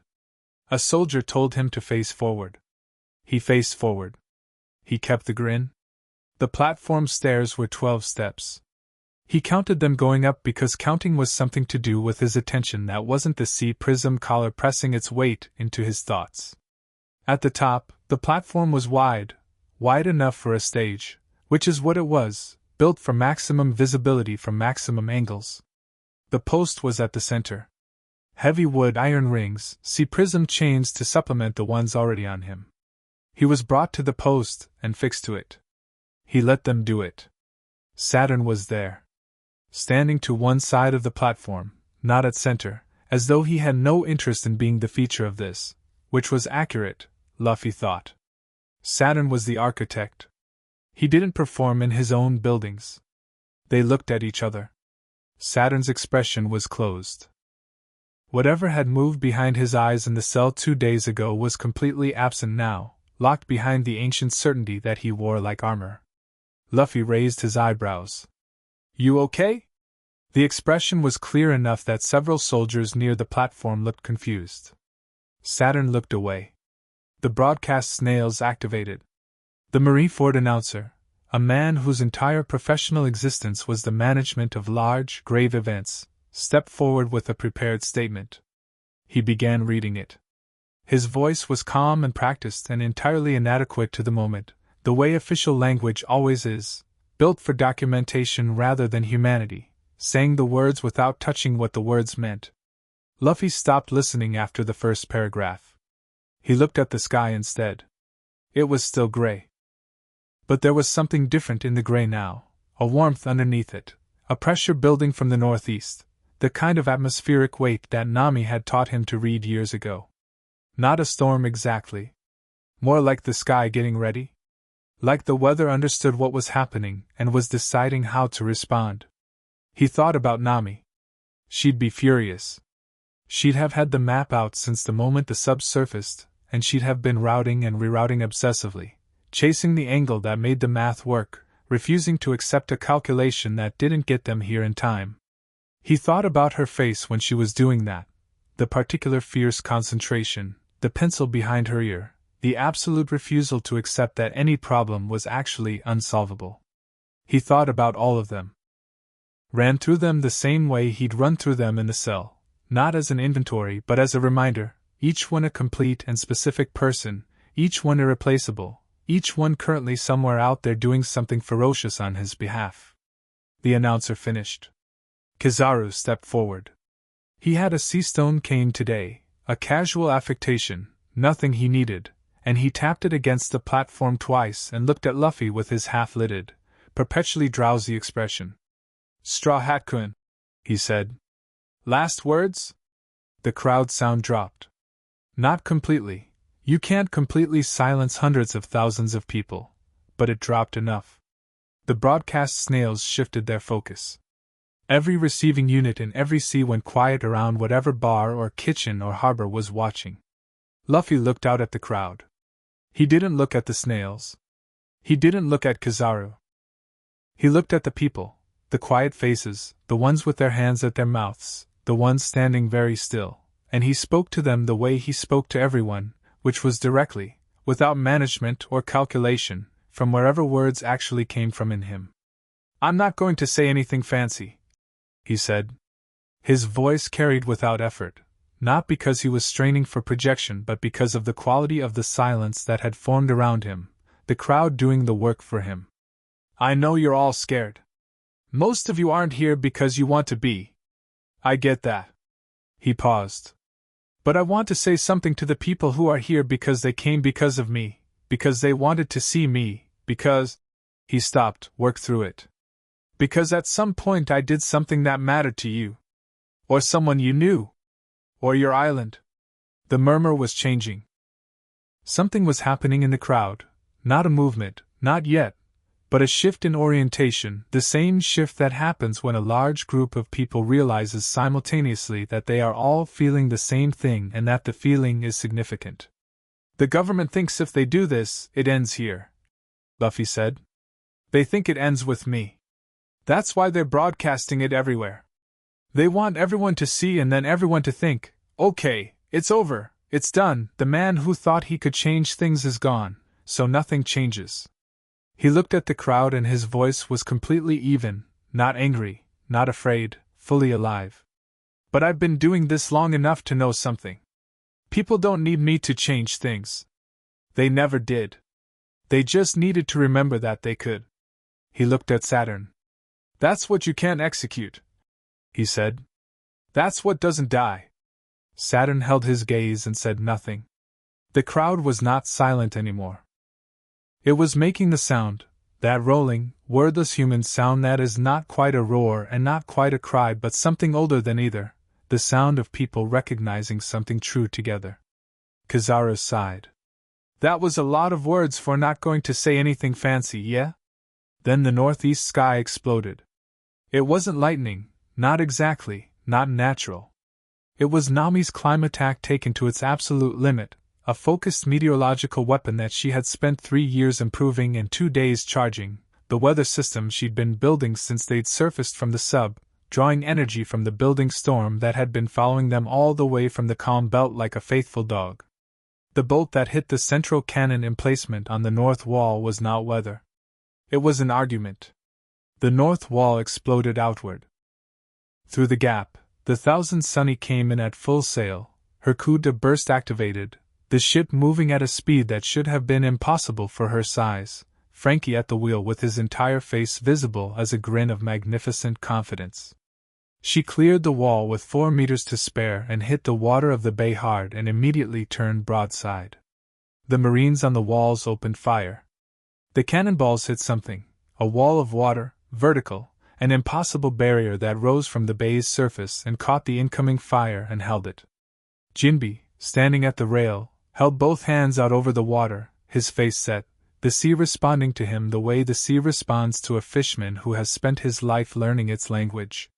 Now! Frankie bellowed. And then, from both sides of the gap in the north wall, from around the arms of the bay where they had approached separately and silently, and with the particular patience of people who have learned to be patient, the others came. Zoro came in over the wall. Not through a gap. Over it. He crossed it in 3 steps, running up the outer face of it with Haki coating his legs, and he hit the top and looked at the platform where Luffy was chained to a post, and for one moment, he was very still. Then he drew all 3 swords. The soldiers on the wall had approximately half a second to register what was about to happen to them. Zoro moved through them the way a storm moves through a forest, not around, not carefully, just directly and completely, the blades moving in those overlapping arcs that no one except him had ever been able to track fully. He was not trying to kill anyone. He was trying to clear a line between him and Luffy, and he did it in 12 seconds. Robin came in from the water, surfacing off the sub that had docked against the outer wall below the waterline, her arms already spreading wide, eyes blooming across the platform and the surrounding structures. Zoro, she said from 50 meters away, her voice perfectly calm. 11 soldiers, 10 o'clock, moving to close on the platform stairs. I see them, Zoro said, and turned, and they stopped moving. Sanji came in from the air. He'd used one of Nami's remaining stormwind channels to launch himself from the ship's deck, kicking off the concentrated air current with the kind of casual physical confidence that made the soldiers tracking him simply unable to anticipate where he'd be half a second later. He landed on the platform's south staircase in a handstand and flipped himself upright and looked at the admirals and lit the cigarette he'd been holding unlit for 2 days. Miss me? He said to Kizaru. Kizaru tilted his head. Not especially, Eyelash-kun. Sanji's leg caught fire. Usopp's fire came from the north wall, a hockey-coated pop green shot that he'd been setting up since the Sunny cleared the gap, his position at the crow's nest giving him a line of sight to the entire bay. The shot hit the chain running from the secondary platform to the announcement speaker array, and the array went dark, and the broadcast snails lost their feed for exactly 8 seconds. 8 seconds was enough for the crowd to hear their own voices unmediated for the first time since the execution began. What they heard was themselves. Hundreds of thousands of people, all making the same sound, and hearing it all at once. That was the thing that changed the bay's entire atmosphere in a single breath. They hadn't known how many of them there were. They hadn't known they were not alone in what they were feeling. And now they did.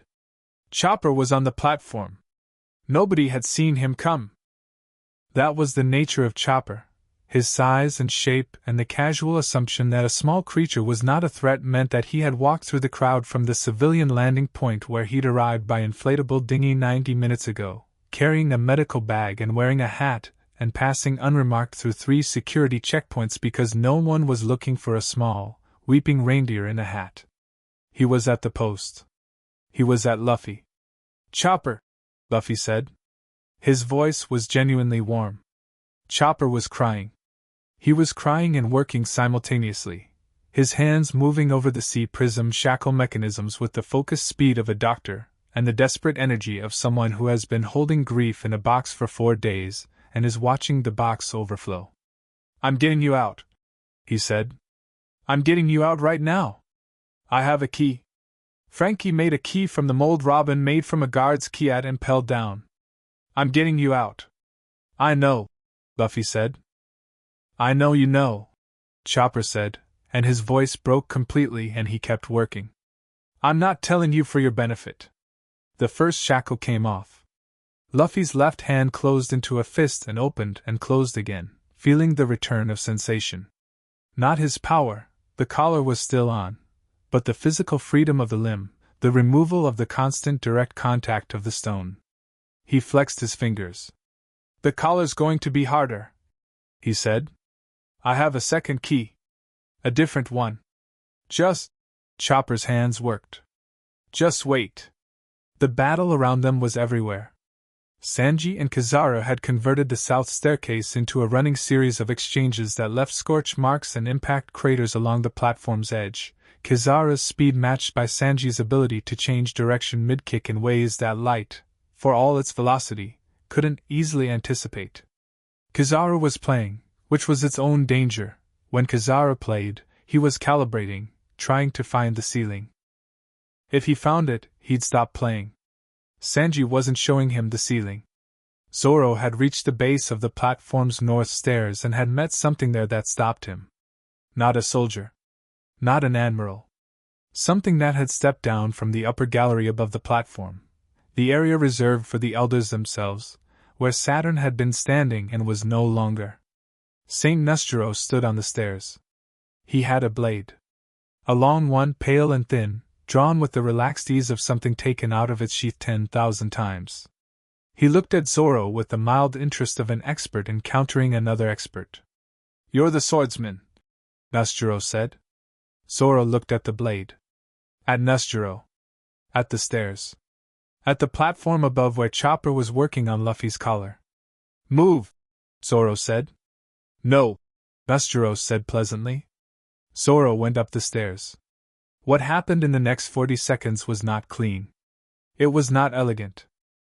It was 2 things that were both, in their respective domains, the closest things to absolute: a man who had made himself into the world's greatest swordsman through the specific violence of total commitment, and an ancient being that had been wielding a blade since before the concept of a world's greatest swordsman existed. The clash was a sound like mountains disagreeing. The stairs cracked under the exchange.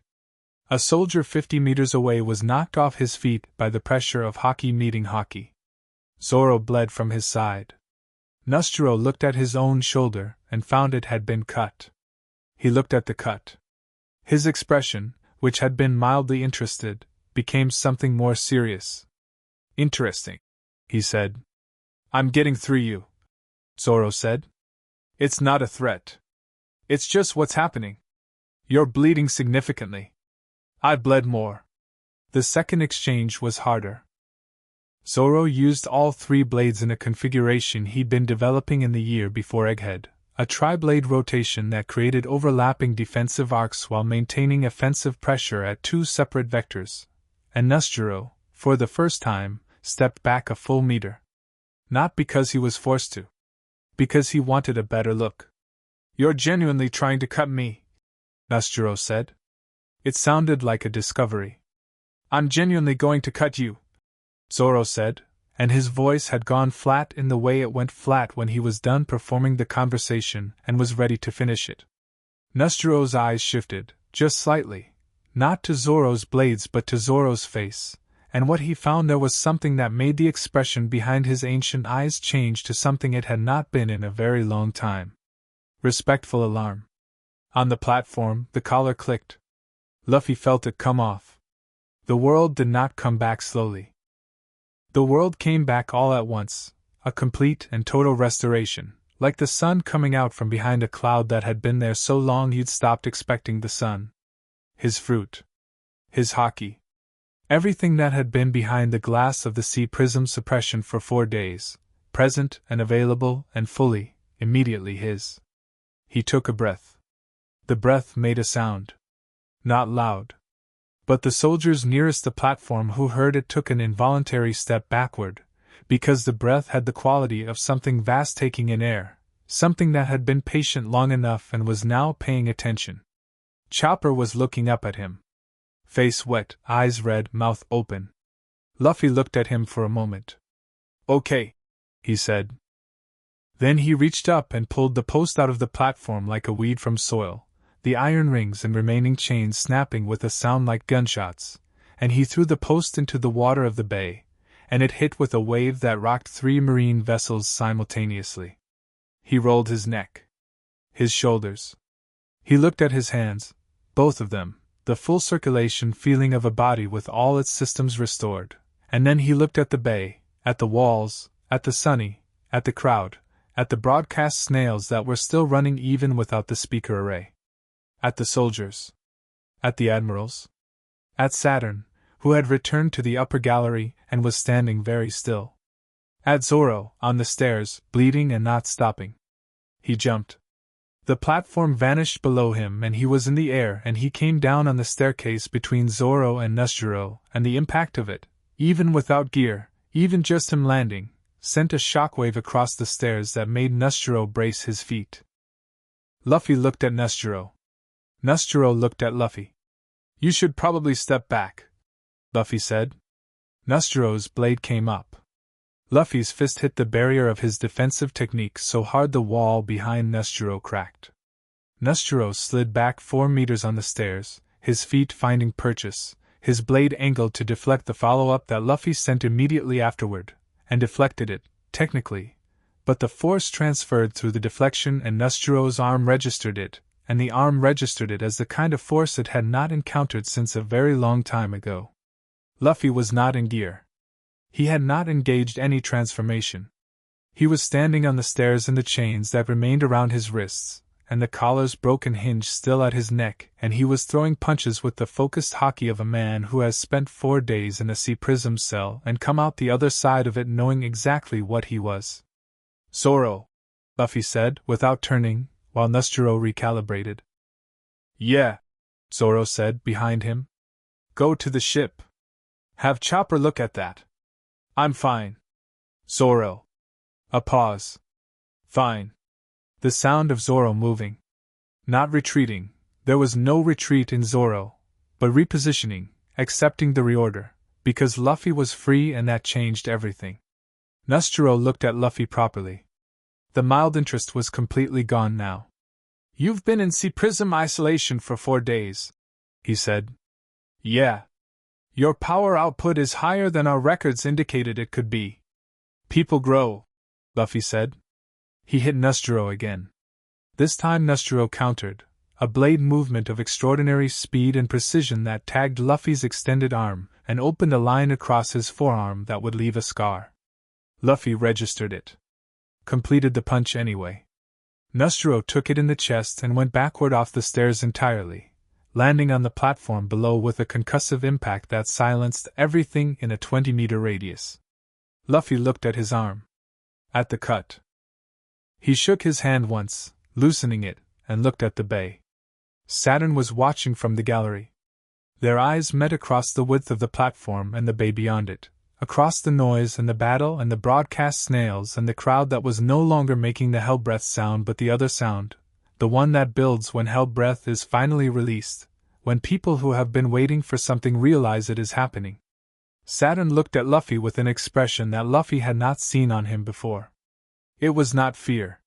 Fear was too simple. It was the expression of a man whose model of the world has just produced an output that the model cannot explain, who is looking at the unexplained output and understanding, for the first time, that the model was wrong. Not partially wrong. Foundationally wrong. Luffy held Saturn's gaze for a moment. Then he looked at the crowd, at all of them, the hundreds of thousands, the ones watching from the walls and the cliff tops and the civilian ships and every island in every sea where a broadcast snail was showing this. And he breathed in, and his conqueror's haki went out. He didn't direct it. He didn't aim it. He just released it, the full version of it, the thing he'd been containing in the sea prism cell for 4 days while it built, and it went out across Marineford like a warm pressure, not violent, not aggressive, not intended to knock anyone down. Intended to be felt. Most of the soldiers near the platform went to their knees.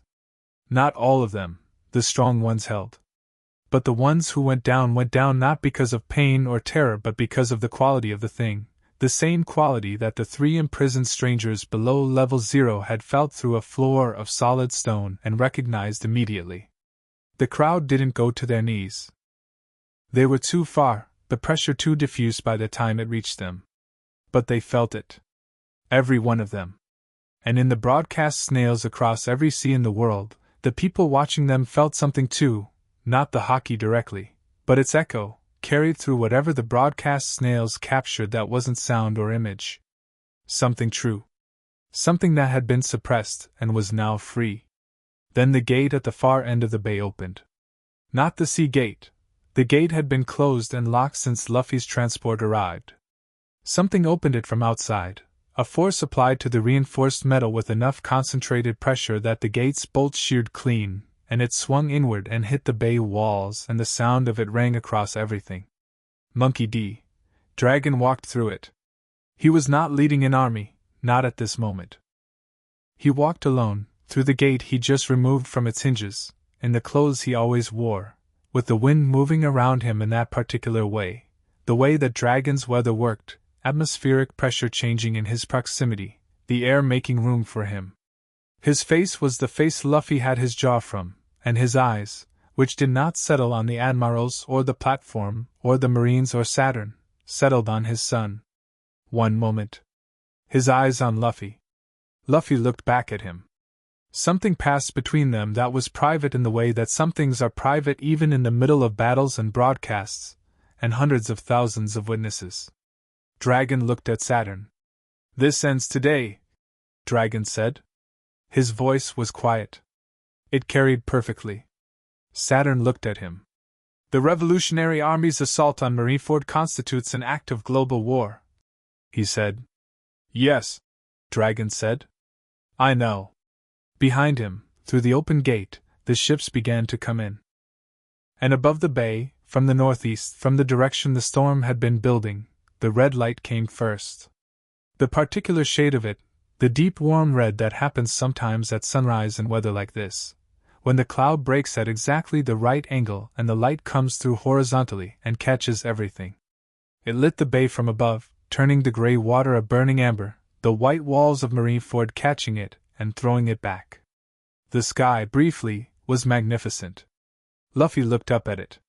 Then he looked back at the platform, at the remaining chains, at the battle still unfolding across the bay. At Sanji keeping Kizaru occupied. At Robin holding the platform approaches. At Nami's storm building overhead. At Frankie's weapons charging on the Sunny's deck. At Usopp repositioning to a new sniping angle. At Chopper already moving toward Zoro with his medical kit. His crew. He breathed in through his nose. He breathed out. His skin turned white. He stretched. He transformed. The gear that came out of him was not Gear 5th, not exactly, not the version anyone had seen before, because what came out of it this time was informed by 4 days of sea prism pressure and the thing that had been building underneath it, the way pressure underground builds until the ground itself reconfigures. It was the sun white, the rubber joyous, the impossible grinning figure of something ancient and free, but it was also more concentrated than before, more present, less chaotic. Like the difference between a fire that burns wild and a fire that knows exactly where it wants to go. He laughed. The laugh hit Marineford the way sound hits water, going everywhere at once, into everything, impossible to locate, impossible to stop. The soldiers who heard it felt something they couldn't name. The crowd heard it, and the crowd sound changed completely, became the third kind of crowd sound, the one that happens when hope, which people had been carrying compressed and secreted and unacknowledged for years, is suddenly given permission to take up space. Saturn looked at the transformed figure where Monkey D. Luffy had just been standing. His face did something that Saturn's face had not done in 400 years. He was afraid. Not of dying. Saturn was not afraid of dying. He was afraid of something he did not have a model for, something that his 800 years of accumulated certainty had no category to place. A man who had been put in the most thorough cage ever constructed and had come out of it more himself than he'd gone in. You cannot execute that, Saturn thought. And the thought was not philosophical. It was not the resigned wisdom of a man making peace with limits. It was the recognition, arriving fully and finally, that he had been wrong. Luffy looked at him. Wide eyes, wide grin, the laughter still in his expression even without the sound. Told you, Luffy said. Still going. He moved. Chapter 5. What cannot be killed. The battle lasted 6 hours. Not the kind of 6 hours that passes in a blur, the kind that accumulates in layers, each hour distinctly different from the last, each one leaving a mark on the bay and the people in it, and the world watching through broadcast snails that by now had switched to secondary power because the primary broadcast arrays had been destroyed and rebuilt, and destroyed again twice over. The first hour was the Straw Hats. Luffy in his transformed state moved through Marineford's defenders the way water moves through a cracked thing, finding every weakness, filling every space, and the defenders were significant. The admirals were not decorative. They were the strongest humans the world government had produced in this generation, and they fought like it, and the battle between Luffy and Kizaru alone rewrote the geography of the platform in ways that the structural engineers who designed it would have found personally offensive. Kizaru stopped playing in the 7th minute. That was when it got serious. Light is fast, genuinely, physically, cosmically fast, and Kizaru used it the way a master uses their best tool, without ceremony, without escalation, just with the complete and immediate deployment of everything it was. The beams that came at Luffy moved at a speed that should have made interception impossible, and for a normal person they would have. For Luffy in this state, the white bright transformation where his body moved according to different physics than the ones the world usually ran on, they were fast in the way a fast dream is fast, where the rules aren't quite the ones that apply when you're awake. He caught one. With his hand. Just the one. Kizaru blinked. That's new, Kizaru said. Yeah, Luffy said, and threw it back. The beam hit the wall behind Kizaru, and the wall ceased to exist in that section. Kizaru had moved, because Kizaru was always moving, already beside Luffy rather than in front of him, a blade of solidified light extending from his foot aimed at Luffy's neck. Luffy's neck stretched. Went sideways. The blade passed through air. What followed was 3 minutes of the fastest combat Marineford's rebuilt walls had ever contained, Kizaru using every combination of light-speed movement and energy projection he'd developed over decades, Luffy responding with the rubbery, joy-drunk physicality of something that had decided the normal rules were optional. Either of them spoke. There wasn't space for it. They were both completely occupied with the business of what they were doing, and both of them, in the private way of fighters who meet genuine equals, were experiencing something that was almost, not enjoyment, exactly, but full presence. The sensation of being completely used. At the end of the 3 minutes, Kizaru was kneeling on a section of wall that still existed. His coat was gone. He had 3 points of impact on his body that hadn't closed yet, which was unusual. He looked at Luffy, who was standing 12 meters away, grinning, with a burn mark across his shoulder from a light blade that had grazed him. You're significantly stronger than 6 months ago, Kizaru said. He said it as information, without complaint. I know, Luffy said. He tilted his head. Are you done? Kizaru thought about it for what seemed like a genuine moment of consideration. I don't think I should be, he said. It would set a bad example. Okay, Luffy said, and hit him with a punch that was not held back at all, wrapped in Conqueror's hockey coating, The full white bright force of Gear 5th and 4 days of compressed power finally given permission, and Kizaru went through the wall and into the bay water and did not immediately resurface. The soldiers who had been watching from the surrounding walkways were still watching. Nobody moved toward Luffy. The second hour belonged to Dragon. The Revolutionary Army came through the gate in organized waves, not a mob, not a charge, but a coordinated military deployment that moved with the practiced efficiency of an organization that had been planning this operation for years without knowing exactly when it would happen, only that it would. Koala directing the left flank with the cheerful precision of someone who genuinely loves logistics. Sabo, who had received the broadcast on a Revolutionary Army vessel and had been sailing at maximum speed for 30 hours. Arriving through a separate breach in the south wall with fire in his hands and an expression of complicated fury on his face. Dragon himself did not fight immediately.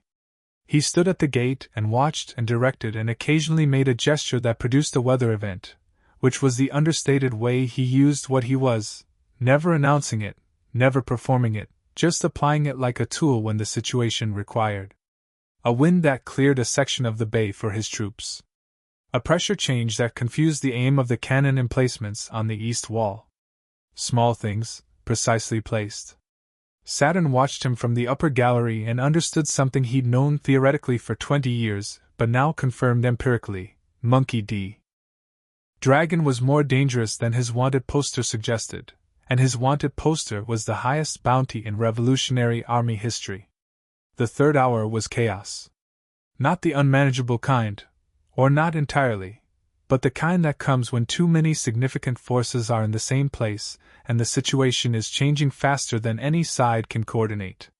The Marines were disciplined, but they were also watching their formations not work, watching the Straw Hats cut through positions that the tactical models said shouldn't have been cuttable, watching Luffy move through their best deployment with something that wasn't contempt but was functionally indistinguishable from it.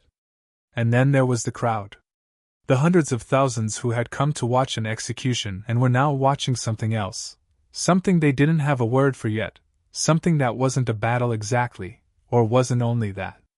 Some of them had climbed down from the observation areas. Some of them were moving toward the wall access points.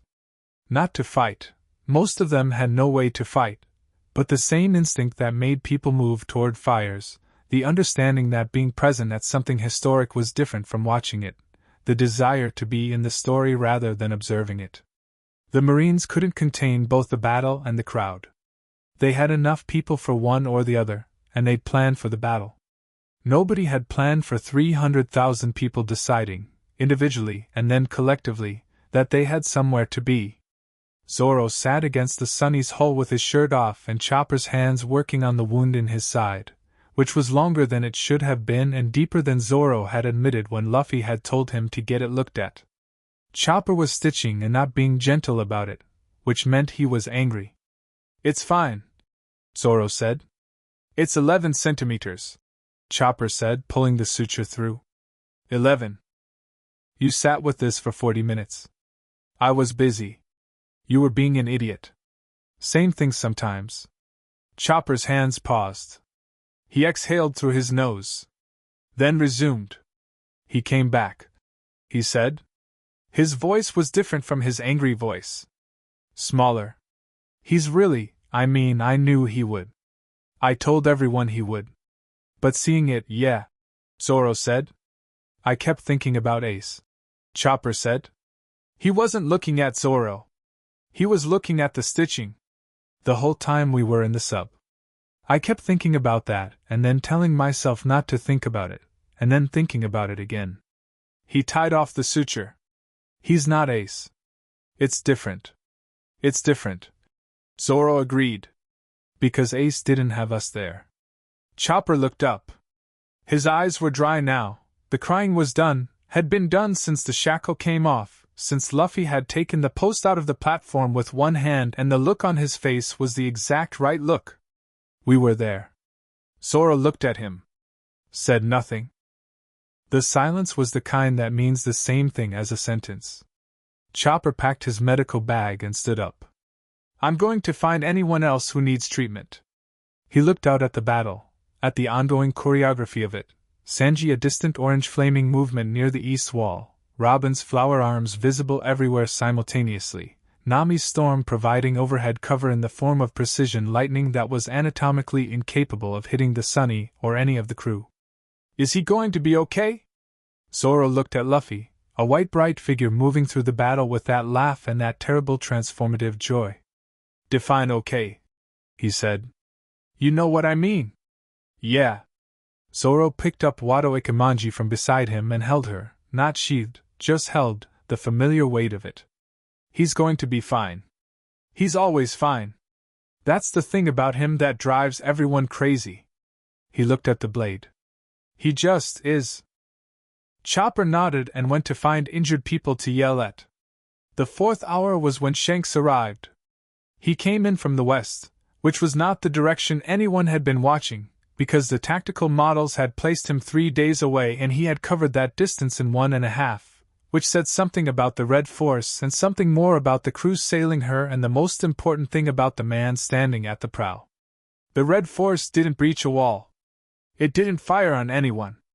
It sailed up to the West Sea Gate, the secondary one, smaller, designed for supply ships, and the gate, which was locked and guarded by 6 marine vessels, simply opened. Because Shanks looked at it, and the men guarding it looked at Shanks and made a calculation, and the calculation went, this is Shanks, and we are in his way, and neither of those things needs to be true. He walked in. Ben Beckman was behind him. Lucky Roo. The rest of the Red Hair crew, unhurried, moving with the ease of people who have been invited somewhere they were expected. Shanks walked into the battle, through it, in a sense, because the moment his presence registered, the battle created space around him the way it creates space around a point of mass, things moving out of orbit of the thing they'd been doing and orienting toward this new gravity. He didn't fight. Not yet. He walked through the thinning perimeter of the main engagement, and up to the platform, and up the platform stairs, and he stopped at the place where the post had been pulled out of the floor, and the chains were lying and the sea prism collar was still in pieces, and he looked at all of it for a moment. Then he looked up at Luffy. Luffy had seen him coming. He'd felt him, not consciously, but the way you feel a change in the air before you see the cloud. He'd been managing a pocket of marine resistance near the north wall, which resolved itself in approximately 4 seconds when Luffy noticed he was being watched and dealt with it impatiently, and then he crossed the platform in 3 bounds and stood in front of Shanks. The transformation had faded. He was regular Luffy again, tired, marked with burn lines and impact bruises, the broken collar hinge still hanging from his neck, the shackle remnants on his wrists. He looked at Shanks. Shanks looked at him. One eye. The other, long since gone, the scar running down from it. He looked at Luffy for a long time and Luffy looked back and neither of them said anything for a moment that was, in the mathematics of moments, several years long. Then Shanks reached out and took the brim of the straw hat, Luffy's hat, the hat that had been Shanks' hat, the hat that was in a real sense the beginning of the entire story, and adjusted it on Luffy's head. Just slightly. A small correction. The tilt of it had shifted, some combination of the transport, and the battle and 4 days in a cell. Shanks put it right. Hey, Luffy said. Hey, Shanks said. You came late. I came at the right time. The corner of Shanks' mouth moved. You look terrible. I was in a cell for 4 days. I know. Something in his voice, not softness exactly, Shanks didn't do softness as a default, but the particular quality of a person who has been carrying something heavy and has just set it down. They broadcast it, you know. The whole thing. The walk to the platform. Your last words. He paused. The part where you pulled the post out with one hand. Was that good? That was very good. Shanks looked at the platform around them, the damage, the broken things, the ongoing battle at various points around the bay. Then back at Luffy. What do you need? Luffy thought about it. Actually thought about it, stood there with his hand on his chin in the way he had when he was working through something real. There are 3 people in a cell below impelled down, he said. They've been there 15 years. Friends of yours. He watched Shanks' face change. I promised I'd get them out. Shanks was very still.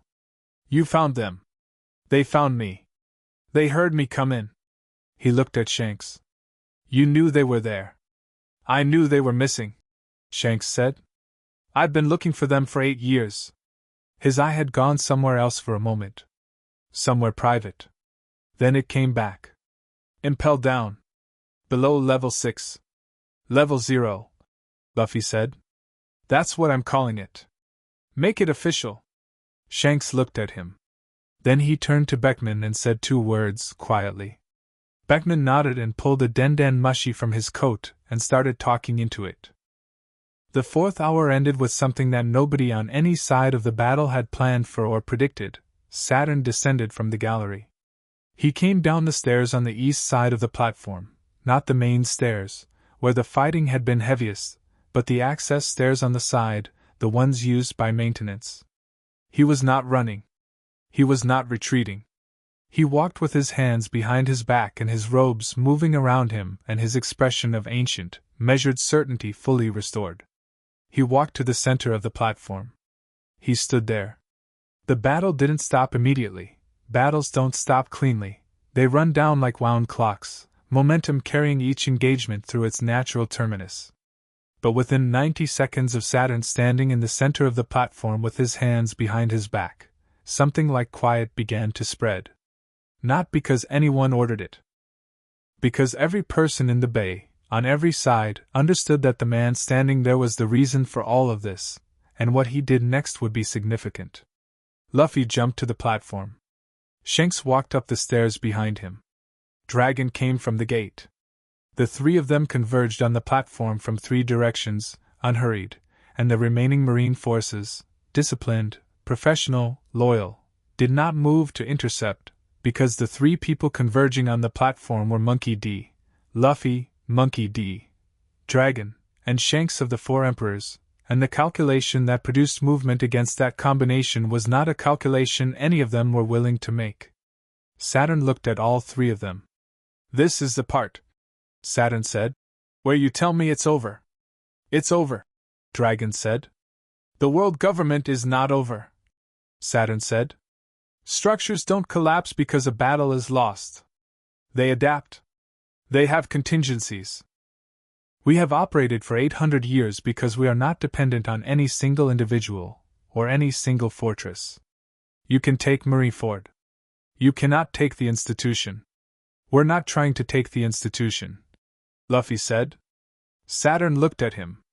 We're going to take it apart, Luffy said. He said it the way he said most things, simply, without particular emphasis, just the words and what they meant. Not today. Not in one fight. But we're going to. He looked at Saturn without anger, without triumph, with the same clear-eyed certainty he'd had in the cell. Because people aren't meant to live under that roof. And now everyone knows it. Because you broadcast it. Saturn's expression shifted. Just barely. The recognition that the broadcast, his carefully calculated spectacle, had done something he had not intended. Had shown the world not the execution of Monkey D, Luffy, but the entirety of Monkey D, Luffy. The walk. The last words. The moment the post came out of the floor. The Conqueror's hockey going out across the bay. The crowd's sound changing. He had broadcast the wrong thing. He had been so focused on broadcasting the death that he had forgotten to account for the life. Luffy looked at him and didn't say "I told you so" because that wasn't who Luffy was. He just looked, with that open, honest attention, and Saturn felt it the way you feel a wound that doesn't hurt yet but will. What happens to me now? Saturn said. The question was interesting. Not afraid, Saturn was beyond afraid, had passed through it during the battle when Luffy's full transformation had hit the bay and the fear had been real and complete and processed and set aside. The question was genuine. An elder of the world government, standing in the ruins of his most important strategic calculation, asking with honest intellectual curiosity what the shape of what came next was. Luffy looked at him for a moment. Nothing, he said. Shanks raised an eyebrow. Not yet, Luffy said. I'm not. He stopped. thought through it. Killing you doesn't fix it. Putting you somewhere doesn't fix it. What fixes it is everything we're going to do after today. The real stuff. The thing that was supposed to start. He put his hands in his pockets. You can go. Dragon looked at his son with an expression that was, under its characteristic neutrality, something warmer and more complicated than anyone watching would have expected from the world's most wanted man. Saturn looked at Luffy for a long moment. You genuinely believe that? He said. Not a challenge. Yeah. The dawn you're describing, Saturn said. What Joy Boy promised. What the people on Laugh Tale understood and Roger couldn't complete, and you. He paused. You understand what it requires. The scope of it. The change it demands. I don't understand any of it yet, Luffy said honestly. I'll figure it out as it goes. Saturn was quiet for a moment. Then he said, the other elders will not accept today. They will respond. I know, Luffy said. The government has resources you have not encountered. Structures older and more fundamental than Marineford. I know, Luffy said. This is not over because you won today. I know, Luffy said. That's fine. I'm not in a hurry. I've got time. He grinned. I'm still pretty young. Saturn looked at him one more time. Then he turned and walked off the platform and nobody stopped him, because Luffy had said not to, and Luffy was the one who'd won. The fifth hour was quieter. The fighting mooned down across the bay, not all at once, but progressively, engagement by engagement, the way a fire goes out when it runs out of material. The Marines were exhausted and significantly depleted in positions. The Revolutionary Army was holding key points around the bay. The Straw Hats were, variously, sitting, eating things that Sanji had somehow produced from somewhere, being treated by Chopper, or in Zoro's case apparently asleep against a wall which Sanji found personally offensive and said so loudly. Nami sat on the Sunny's rail with her climate act across her knees and watched the storm she'd built slowly dissipate now that it wasn't needed. She'd been running the weather for 6 hours and her hands were shaking slightly, the good kind of shaking that means you've done something at the absolute edge of what you're capable of. Robin sat beside her. She had a book. She was not reading it. She was looking at the platform where Luffy was currently talking to, from this distance, from Nami's angle, his father and Shanks, the three of them, and the fact of that composition would have seemed impossible even a year ago. Robin looked at it, and something in her face was the closest thing to peace that her face ever produced. He was never afraid, Nami said. No, Robin said. In the cell. When they had him. Nami's hands tightened on the climate act. He was never afraid. I know. How does someone do that? How does someone just... She stopped. The shaking in her hands was not entirely from the weather work. Because he trusts the people who love him, Robin said simply. And because at some level he understands himself well enough to know that the situation doesn't define him. He defines the situation. She glanced at Nami. You do know that he knew you would come. Of course he knew, Nami said. That's not... She exhaled. That doesn't make it easier to be the one coming. That doesn't make the 3 days in the submarine easier. No, Robin agreed. It doesn't. Nami looked at the platform for a while. At Luffy's back, the straw hat, the easy way he stood even now, even after everything. The particular shape of him, not tall, not imposing in any conventional sense, just wholly and unmistakably himself. I'm never letting him out of my sight again, Nami said. You've said that before, Robin said. This time I mean it.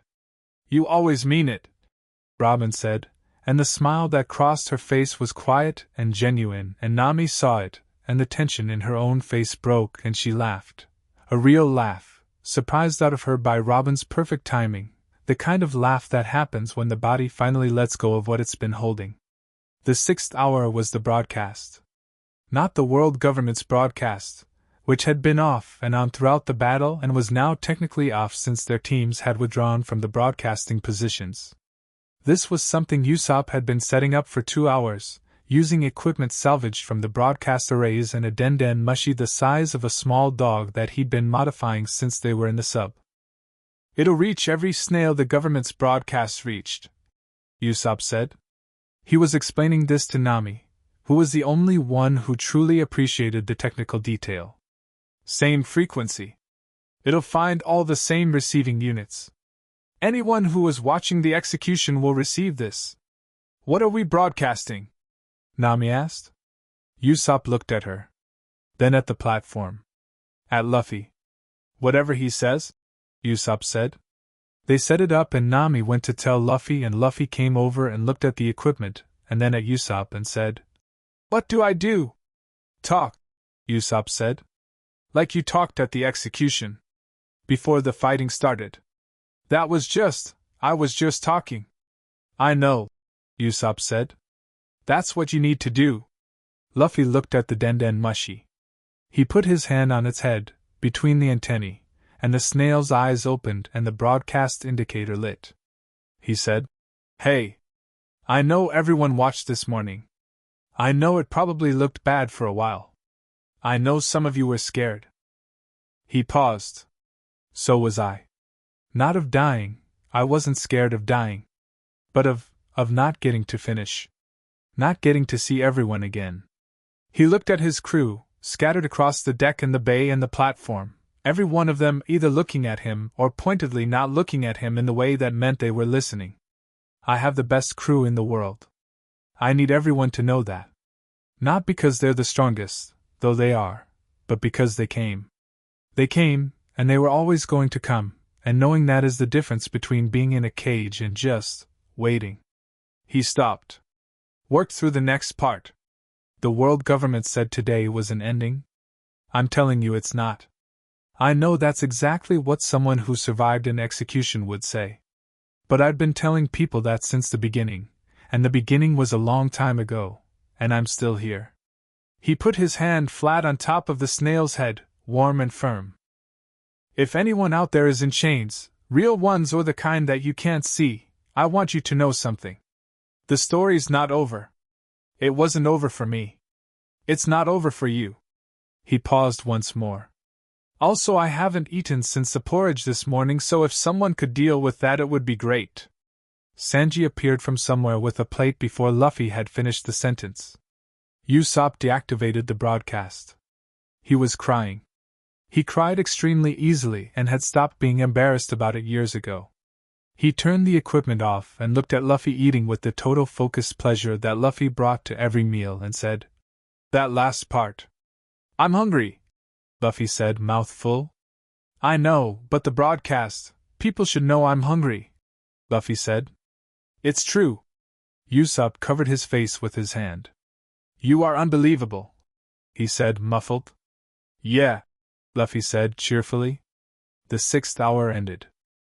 The bay was quiet in the way that places are quiet after something enormous, not empty quiet, not peaceful quiet, but the thick, heavy quiet of a space full of things that have just happened and need time to settle into the shape they'll hold. Luffy sat on the edge of the platform with his legs hanging off and ate Sanji's food and looked at the water. The water was calm. The storm had moved off. The sky had gone from the burning red of the dawn through the gray of the battle and was now doing something different. The clouds were breaking from the northeast, pulling apart in that specific way that happens when weather systems change, and through the gaps the light was coming in long and golden in particular, the kind of light that happens in the late afternoon of difficult days and feels, irrationally but persistently, like something earned. He heard Zoro settle beside him. He'd woken up from his wall nap, which Luffy personally thought had been a reasonable use of the downtime, but which had apparently generated a significant amount of commentary from Sanji. They sat there for a while without talking. "Hey," Luffy said. "Hey," Zoro said. "Thanks." Zoro looked at him. "For what?" "Coming." Zoro looked back at the water. "Obviously we came." "I know," Luffy said. "Still." He held the empty plate in his lap and looked at the golden light on the water. "I knew you would. The whole time. But there's knowing a thing and then there's watching it happen, and those are different." Zoro was quiet for a moment. How was it? He said. In there. Weird, Luffy said. Quiet. The stone was really loud, which sounds weird, but it hums. And there were people below me. 3 of them. Friends of Shanks. We talked through the floor. Zoro looked at him. Knocking, Luffy said. They knew a code. I didn't know the code, but they figured that out. He looked at the water. 15 years, Zoro. In a room smaller than the men's quarters. 15 years. Zoro said nothing. But his hand, which was resting on his knee, closed into a fist. We're getting them out, Luffy said. Already in progress? Zoro said. Shanks sent people. Good. Luffy put the plate down. Looked at the light. Saturn came to visit me. Twice. He sat on the floor. He sat on the floor. Yeah. We talked. Luffy picked at the hem of his shorts. He's not an idiot. He genuinely thinks what he was doing was right. Like, not in a lying to himself way. He actually believes it. He paused. That's scarier than the other kind. The other kind is easier to fight, Zoro said. Yeah. Luffy looked at him. He's going to keep trying. All of them are. This isn't done. I know. I mean it. Today is one thing. There's a lot more. He looked out at the bay, at the Revolutionary Army organizing across it, at Dragon in conversation with his commanders, at Shanks' crew handling the West Gate. It's going to be a long time before it's actually done. Okay, Zoro said. Not resigned. Not burdened. Just okay. The particular monosyllable that means I understand the scope of what you're saying and I'm still here. Luffy looked at him. Then grinned. You're going to be the world's greatest swordsman before it's over. I already am, Zoro said. Nusturo would disagree. Nusturo lost. He didn't fully, he lost, Zoro said. Luffy considered arguing and decided against it. Okay, he said. They sat there as the light continued doing its particular thing with the water, the bay quiet around them, the world on the other side of the snail broadcast sitting in the aftermath of the most significant day in its living memory, processing, adjusting, the tectonic shift of a thing that has been building for years finally moving, finally settling into a new shape. Not done. Not finished. Not the ending Saturn had planned or the ending anyone had planned. Just a hinge. A before and after. The thing that makes the sentence break into 2 halves. And in a cell below impelled down that didn't exist in any document, 3 people who had been counting days for 15 years heard footsteps that were different from the guard footsteps. Quicker, purposeful, carrying the particular energy of someone coming to open a door rather than maintain one, and one of them pressed a hand to the floor and knocked. 3. 2. 3. Miles away, on the edge of a platform in Marineford, Luffy looked at the water and smiled. He knocked the platform 3 times with his knuckle. 2. 3. The light held. Chapter 6. Dawn. 3 weeks after Marineford, the world was still deciding what it was. Not in the abstract philosophical sense, in the practical, immediate sense of governments that had operated under world government authority for generations now fielding questions from their populations that the governments didn't know how to answer. Island councils meeting in emergency session. Trade agreements that had referenced world government law as their foundation sitting in rooms full of lawyers who were looking at each other with the specific expression of people who have just been told that the floor is made of something other than what they thought. Marine units in remote postings receiving orders that contradicted previous orders that had contradicted older orders. The chain of command fraying from the top down in the way that hierarchies fray when the people at the top are occupied with something other than maintaining the hierarchy. The world government had not collapsed. Saturn had been right about that. Structures don't fall because a battle is lost, and the machinery of 800 years doesn't stop because its loudest fortress has changed hands. But it had cracked in ways that would take time to map fully, and the cracks were spreading, and everyone from island mayors to marine admirals to the merchants who'd made their fortunes under the protection of the existing order was in the process of deciding which side of the cracks they were going to be on. The Straw Hats had left Marineford 4 days after the battle. Not because they were done, there was a conversation about that, briefly, aboard the Sunny, and Luffy had settled it in approximately 20 seconds by saying they were going to Laugh Tale. They'd been going to Laugh Tale. The government's interference had been a detour and not a destination, and everyone had looked at each other, and then at the sea ahead, and that had been the end of the meeting. Dragon had stayed. The Revolutionary Army had a great deal of work to do in the immediate aftermath, and Dragon was, if anything, more occupied than before, which was saying something, because Dragon before Marineford had operated as though he had approximately 30 hours in every 24. He and Luffy had spoken privately for an hour before the Sunny left. Nobody knew what was said. Luffy came out of it looking thoughtful in the particular way he looked thoughtful when someone had told him something true that he was working out how to hold. Sabo had seen the Sunny off from the dock. He'd stood there with his pipe over his shoulder and his hat pushed back and watched the ship go, and when the Sunny was small enough in the distance that only his hockey could still find her, he'd said to no one in particular, "Go break everything," and gone back to work. Shanks had left the day before the Straw Hats. He'd hugged Luffy, actually hugged him, which surprised no one who knew Shanks but surprised Luffy, who went stiff for a moment, and then completely didn't, his arms going around the older man with the straightforward entirety that Luffy brought to physical things. They'd stayed like that for a moment. Then Shanks had pushed him back and looked at him and said, "Next time I see you, you'd better have the title." "I will," Luffy had said. "You said that 8 years ago." "I wasn't ready 8 years ago," Luffy had said.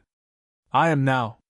Shanks had looked at him, the long, single-eyed look of a man measuring something he'd been watching grow for a decade and a half. Whatever he found satisfied the measurement. He'd put his hand on top of the straw hat, just for a moment. Then he'd gone back to the Red Force and sailed north. The 3 prisoners from Level 0 had come out of Impelled Down blinking.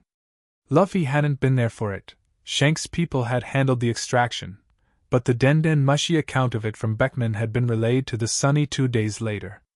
2 men and a woman, all of them in their late 30s or early 40s by appearance, though the 15 years of sea prism exposure had done things to their physical recovery that Chopper, when he heard the description, catalogued as serious and long-term and immediately began formulating treatment approaches for on a notepad. They'd been put in Impelled Down for knowing something specific about the Void Century, not the broad strokes that Robin had pieced together, but something particular, something evidential, something that the world government had considered too dangerous to let circulate even within their own elimination protocols. So instead of execution, disappearance. The clean kind. They'd been conscious the whole time. All 15 years. That was the part that Beckman relayed with the flattest voice, the part that said more about what the world government had been than any single battle or broadcast. The woman's name was Iora. When she came out of Impelled Down she'd asked, before anything else, before water, before food, before confirmation that the world outside was anything other than what it had been when they went in, she'd asked, "Did he make it?" Beckman had said yes. She'd sat down on the dock and been very quiet for a while, and Beckman, who was not a man given to unnecessary gesture, had sat down beside her and given her the time she needed. Now the Sunny was 3 weeks south of Marineford, running a route that Nami had charted with the careful attention of someone who has been to this particular destination in theory for years and is now treating the actuality of it with the appropriate respect. The sea was warm here, and deep, and a color that didn't have a standard name, somewhere between the deep blue of the open Grand Line and the particular jewel tone that showed up only in charts made by the very few people who'd sailed this far. Luffy was on the figurehead. This was not unusual. What was slightly unusual was that he'd been there for 3 hours without moving, which was notable even by the standards of a person who could sit still when the situation interested him enough. He was looking at the water. Not at the horizon, not at the route, at the water directly below and ahead, the specific quality of it. The crew had noticed. Nobody had gone to bother him about it, because there are moments when a person's stillness is itself a communication, and this one was clear enough. Robin came and sat near the base of the figurehead eventually, not next to Luffy, not interrupting, just present. She opened her book. She read approximately 2 pages before Luffy said, without turning, "Have you read everything about what's supposed to be there?" "Everything that survived," Robin said. "The accounts from Roger's crew that made it into the record. The references in the poneglyphs that I could interpret before and after O'Hara." She turned a page she wasn't actually reading. "And what I've been able to piece together from the Rio poneglyph. What's supposed to be there?" Robin was quiet for a moment, choosing. There were things she knew that she'd been carrying for a very long time, some of which she'd shared, some of which she'd been waiting for the right moment to say aloud and make real. "The truth," she said. "The full story of what happened 800 years ago. Why the Void Century was erased. What the world government was built to cover. What the ancient weapons are for. What Joy Boy's promise was." She paused. "And the answer to the question that Roger heard at Laugh Tale. The one that made him laugh." Luffy was quiet for a moment. "Do you know what the question is?" "I think so," Robin said. "But I want to see the answer before I say it out loud." She smiled at the page. "Some things should be read before they're spoken." Luffy nodded slowly. The water moved below him, dark and warm. "I'm not scared of what's there," he said. "I know," Robin said. I don't know what the word is. Not nervous. Something else." He looked at the water. "It's like before a fight when you can feel how big the other thing is. Not scared. Just feeling the size of it." "That's appropriate," Robin said. "It is very large." "Yeah." He was quiet again. "Then, Roger made it there and he laughed." "He did? What do you laugh at something that big?" Robin considered the question seriously, the way she considered all of Luffy's questions that other people dismissed. Because Luffy's questions, even the ones that sounded simple, had a habit of pointing directly at the thing that mattered. "I think," she said, "that you laugh when you see something that was always true and finally understand it. When you realize that the thing you've been working toward your whole life wasn't a destination. It was a recognition." She closed the book gently. "Roger laughed because he understood that he was right. That the journey was real. That what he'd spent his life believing in existed and was exactly what he thought it was." She looked at the water. "Not every question that size has an answer that makes you cry. Some of them make you laugh, because the answer is so obvious, so completely itself, that the only response is joy." Luffy sat with that. Then he grinned, not the full grin, not the Gear 5th grin, just the regular one, the one that meant something had landed right. "I'm going to laugh too," he said. Probably, Robin agreed. "And then I'm going to eat a lot." "Certainly. And then we fix everything." "In that order?" "Maybe not exactly in that order," he admitted. "But roughly." Robin opened her book again. "Roughly is fine," she said. "Roughly is how most important things happen."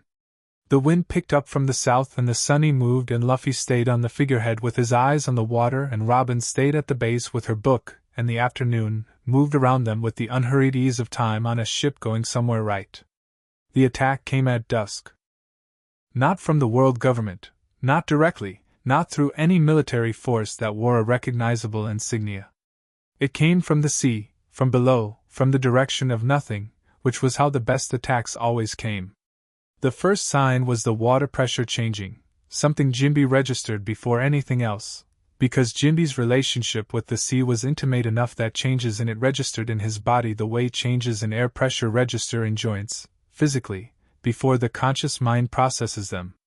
"Something below," Jinbe said, and his voice was level and immediate. Luffy dropped from the figurehead to the deck in one motion. The thing that surfaced was enormous. Not a sea king, something different, something that looked almost mechanical in the way it moved, the kind of construction that happens when someone with enormous resources and significant engineering capability decides they want a weapon that the ocean itself hides. It was the size of a marine battleship submerged, and it broke the water's surface in a cascade of displaced sea, and it had weapons, not cannons, something newer, something that fired with a sound like the air being torn rather than ignited. A second one surfaced on the port side. Then a third ahead. And standing on the hull of the first one, steady as though he were on solid ground, wearing the robes he always wore and looking at the Sunny with the particular expression of a man executing a contingency plan he'd hoped not to need but had prepared regardless, was Saturn. He looked older than he had at Marineford. Not physically, Saturn didn't age visibly, or not in any interval a human lifespan would measure. But something about the quality of his presence had changed. The absolute certainty was still there. But it was sitting differently. More considered. Less architectural. "I told you," he said, and his voice carried across the water with that same unnatural ease, "that this was not over." "I know," Luffy said. He was standing at the rail, hands on it, looking at Saturn across the water. "I told you too." Saturn looked at him for a long moment. The weapons on the three vessels were charging. Luffy could feel it, the particular atmospheric disturbance of a large amount of energy being collected in a concentrated space, the way a lightning strike announces itself to the air before it happens. "These vessels were built specifically for this engagement," Saturn said. "The weapons they carry are not sea prism based. We have learned from that limitation." He tilted his head slightly. "I have been building these for 2 years. Before Marineford. Before Egghead. They represent a different approach, not suppression. Elimination." "Okay," Luffy said. "You understand that you cannot stretch away from what these weapons do." "I understand that's what you think," Luffy said. "Luffy," Saturn said, and his voice was different, something in it that wasn't threat, or strategy, or the measured delivery of a man performing certainty. Something that had been stripped down to its component parts over the last 3 weeks, and was now speaking more directly than it had in a very long time. "I want you to understand something." He paused. "At Marineford." "What you said?" "That the story doesn't end." He looked at the water between them. "I have been thinking about that for 3 weeks." Luffy waited. "You were right," Saturn said. "I know that. I have known it since the cell. If I am being honest with myself, which I generally try to be even when the honest answer is inconvenient." He looked up. "But I am also right. The world without structure is catastrophic. The alternatives to order are not freedom, they are suffering of a different kind, and in my experience, the kind that comes from chaos is harder to survive than the kind that comes from control." He spread his hands slightly, not a gesture of surrender, a gesture of presentation, of laying something out. "We are both right. That is the problem that neither of us has solved." Luffy looked at him for a long time. "Yeah," he said. "I know. And yet you're going to fight me anyway. You've got 3 ships with weapons pointed at mine," Luffy said. "I don't have a choice about fighting. But yeah, even without that." He stood up from the rail. "Not because you're wrong about chaos. Because the way you've been preventing it is wrong. You can't keep people small to keep the world safe. That's not safety. That's just a smaller cage." He looked at Saturn. "I'm going to go to Laugh Tale. I'm going to find what's there. And then the world's going to know what it actually is, and then people can decide for themselves what order looks like. That's the difference." He rolled his neck. "You can either get out of the way or we can do this." Saturn looked at him for one more moment. Then he raised his hand. The 3 ships fired simultaneously. Luffy moved.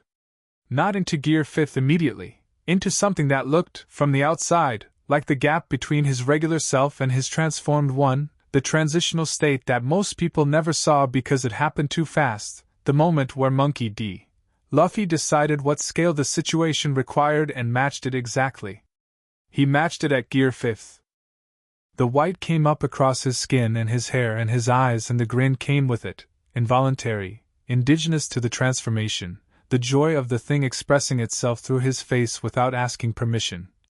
And he hit the first weapon's discharge with his open palm, and it detonated against his hockey coating, and the explosion was significant enough that the resulting pressure wave pushed all 3 ships backward in the water by 4 meters simultaneously. He stretched across the water to the hull of the nearest vessel, his arm going out in that elastic, impossible arc, landing on the hull and pulling the rest of him across the gap in a single fluid motion. He moved across the weapon array on that vessel's upper deck with the particular cartoonish physicality of Gear 5th, not clumsy, never clumsy, but operating by different rules than the ones normal bodies used, able to change direction mid-motion in ways that bypassed the mechanical logic of muscle and bone. He dismantled the weapons. Not destroyed them, pulled them apart, with his hands, the way you pull apart something you're curious about, the components going into the water without particular drama. Nami's lightning took care of the second vessel's array before Luffy needed to cross to it. Frankie's radical beam did something architectural to the third one's hull that made it no longer viable as a weapons platform without killing anyone inside it, which was the specific technical achievement Frankie had been muttering calculations for since the vessels surfaced. The battle lasted 11 minutes. It was not a long battle. It was a clear one. Saturn stood on the hull of the first vessel and watched his 2-year contingency plan disassembled in 11 minutes, and his expression during those 11 minutes was not the expression of a man watching his last hope destroyed. It was the expression of a man watching a proof completed, the final line of a theorem that has been building for a long time, arriving at its conclusion, and the conclusion confirming what he'd already suspected. Luffy landed in front of him. They were on the hull of the vessel together, the sea around them calm now, the evening light doing the thing it did in these latitudes, going gold and then amber, and then the specific rose-pink that meant the sun was almost done. The battle's noise had dissolved into the water, and the wind was moving normally again, and the Sunny floated nearby with the particular buoyancy of a ship that is very well made. Saturn looked at Luffy. Luffy looked at Saturn. "You're not going to stop," Saturn said. "No. And I'm not able to stop you." He said it without theater. Just the words. "Not today. Possibly not with anything I currently have access to." He looked at the sea. "The other elders will not accept this conclusion. They are less willing to revise their models than I am." "I know," Luffy said. "That's a fight for later. It will be a significant fight." "They all are," Luffy said. He looked at Saturn with the same open, honest attention he'd had in every conversation they'd had, in the cell, on the platform, and now here. "I meant what I said. You can go." Again. "Yeah." Saturn was quiet for a moment. "I don't understand you," he said. "You don't have to," Luffy said. "No," Saturn agreed. "I suppose I don't." He looked at the sea for a while. The rose light moved across the water and turned it briefly pink. "There is something below Laugh Tale," he said. "Not a threat. Information. Something the other elders don't know I'm telling you. Something that none of the poneglyphs Robin has read will have prepared you for." His voice was very quiet. "Not a weapon. Not a trap. A truth that is, larger than what Roger found. He only found part of it." He laughed, yes, but he also cried, and you won't hear that part from anyone because the people who were there are either dead or keeping it. He looked at Luffy. "Be ready for both. The laughter and the other thing." Luffy held his gaze. "What is it?" "I can't tell you," Saturn said. "Because what it is cannot be understood secondhand. It has to be read directly. That's why the poneglyphs exist, not because the ancient kingdom was sentimental, but because some truths only land properly when you see them yourself." He paused. "I'm telling you because you should go and knowing that it will matter more than you expect. And because—" He stopped. "Because I have spent 800 years on the wrong side of something I was trying to protect the right thing from, and at minimum I owe the other side fair warning." Luffy looked at him for a long moment. "Okay," he said. "That's all you have to say? You're going to keep fighting us," Luffy said. "We're going to keep winning. One day you're going to actually stop, not because you're beaten but because you've seen enough to believe what you already know is true." He tilted his head. I'm not in a hurry for that day. But it's coming. Saturn looked at him. Something moved across his face that was not classifiable under any of the expressions he typically permitted himself. Something old. Something that had been behind the certainty for a very long time and had not been permitted out because the certainty required an absence of it. You are extraordinary, he said. I'm just me, Luffy said. Yes, Saturn said. That is what I mean.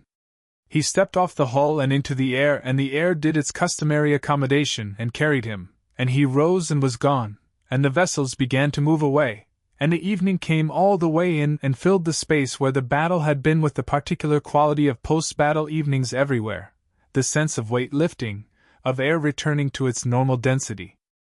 Luffy stood on the hull of the departing vessel for a moment longer than necessary, watching the direction Saturn had gone.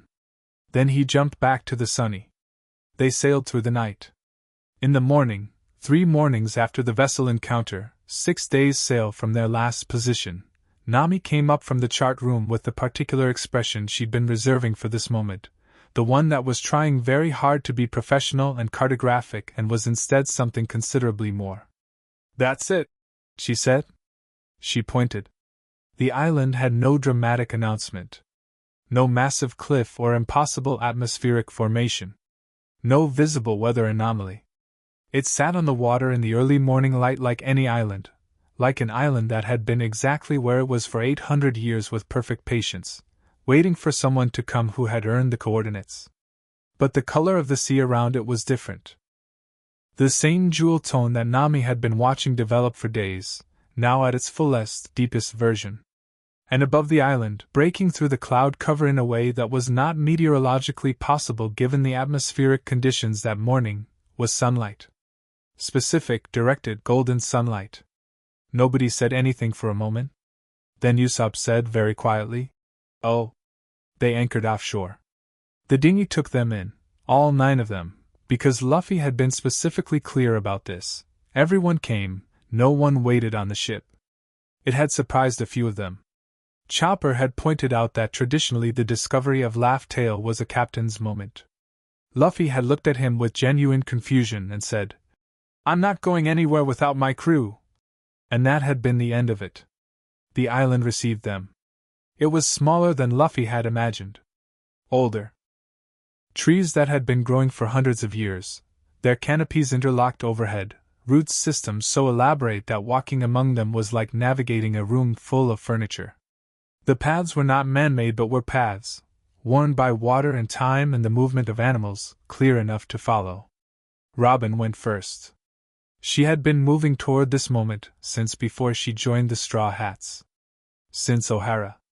Since the age of 8, when she'd sat in a library and understood for the first time that there were questions about the world that the world was hiding from itself. Every book, every poneglyph, every language learned and civilization studied and dangerous place survived had been in the service of this single thing, and now she walked through the trees of Laugh Tale with a face that was very still and very present and very Robin, which meant that everything was happening inside it, and very little was visible on the surface. The poneglyph was at the center of the island. Not a red one. Not the kind used for weapons or navigation or the fragmented record they'd been following.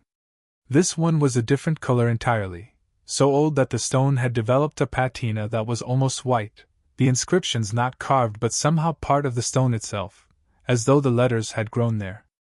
Robin stood in front of it. She put her hand on it. She read. The others stood back. Not because they'd planned to, there was no plan, there was no protocol for this moment, but because the quality of Robin's attention was total in a way that created its own space, a sphere of concentration that people instinctively didn't enter. She read for a long time. The light moved overhead. The birds in the trees made their sounds and then went quiet and then started again. Chopper sat down after a while. Usopp paced for 10 minutes and then sat next to Chopper. Sanji smoked one cigarette and then a second one and didn't offer either. Frankie had his goggles on even though there was no sun to speak of, and the goggles were just the thing he wore when he was feeling something he hadn't named. Nami had her notebook out but she wasn't writing in it. Jinbe stood with his arms folded and his eyes closed, which was how he prayed, though he wouldn't have called it that. Zoro was leaning against a tree watching Robin.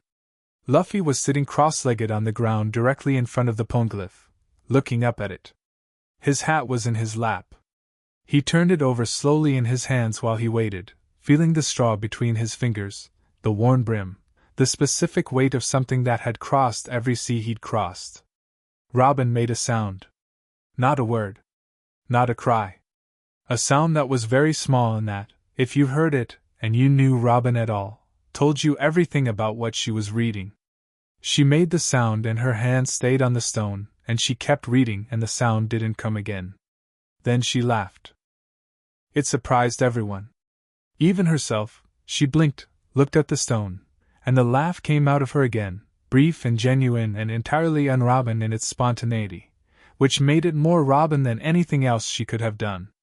She stepped back from the poneglyph. She turned around.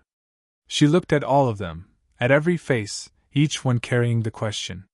She looked at each of them in turn, with the care of someone presenting something precious to people who deserve it. Then she looked at Luffy. "It's you," she said. "All of it. Every piece of it. The Void Century, Joy Boy's promise, what the ancient kingdom was trying to preserve, why the world government erased it, what the dawn means." Her voice was steady and completely full at the same time, a glass filled to the exact surface. "It's all the same thing, and it is." She stopped. Found the words. "It is about freedom. Absolute, complete, irreducible freedom. Not as a political concept. As a physical fact of what human beings are." She looked at him. Joy Boy understood that the world government was built to deny that fact. That the entire structure, 800 years of it, was constructed to make people forget what they naturally are. She looked at the stone. The promise he made was simple. That one day someone would come who would remind the world. Not force it. Not rule it. Just remind it. By being so completely, uncontainably themselves that everyone who saw them would remember that they are the same. She turned back to Luffy. "The poneglyphs have been waiting to be read by someone who could understand not just the words but the meaning. I can read the words. But the meaning." She gestured at him. At the straw hat in his lap. At the grin that was already there, the one that had started when she said the word freedom and hadn't stopped. Luffy looked at the poneglyph. He looked at it the way he looked at the sea sometimes, with recognition.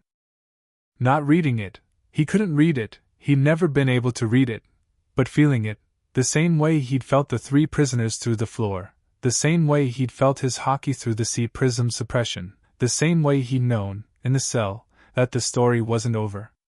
"Huh," he said. "Huh," Usopp repeated. "That's all you've got?" Robin just said all of that and it makes sense," Luffy said. He looked at Robin. "The laughing thing. Roger. Why he laughed." "Yes?" Robin said. "He laughed because it was already happening," Luffy said. "He got there and read it and understood that the thing Joy Boy promised had already started. Not with him, not because he found the island, but because of every person he met along the way. Every person who decided to be free. Who'd stopped asking permission." He looked at his hat. "The treasure isn't here." "No," Robin agreed. "It never was." "No. We are," Luffy said. The island was quiet around that statement for a moment. Then Chopper made a sound that was not quite words and not quite crying and was both of those things, and Usopp sat down hard like his legs had made a unilateral decision, and Nami pressed her hand over her mouth. Frankie's goggles came off and went back on and came off again. Jinbe opened his eyes.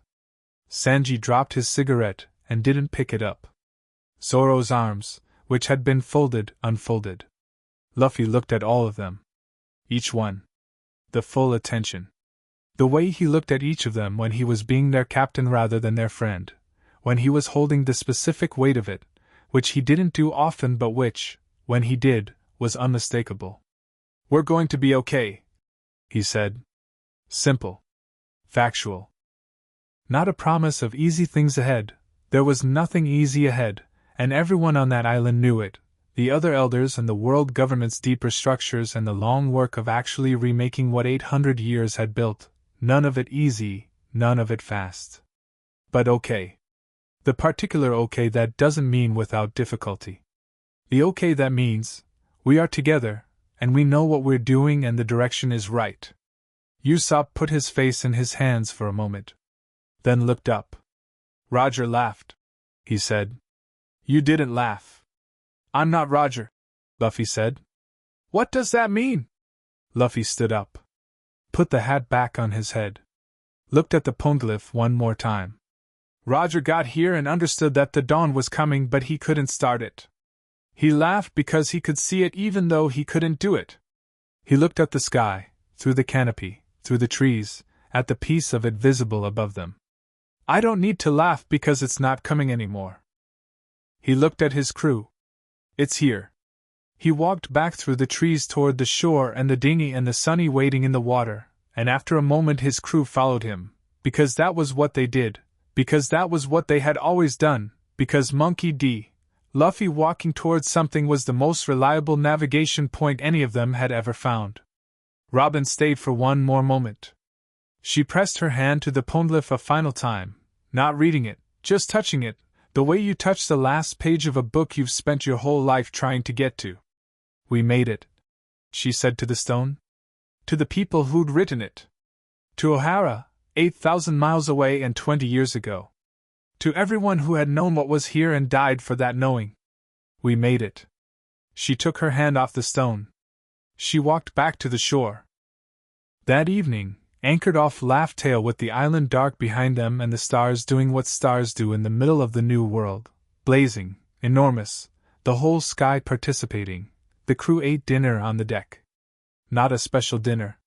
Sanji had not, for once, made a production of it, which was its own kind of production, a statement that this moment didn't need performance, that it was complete on its own. He made simple things. Good things. Things that tasted like what they were. Luffy ate more than everyone else combined, which was normal. He ate with the total present attention he gave to good meals, and then he sat back and looked at the stars and breathed.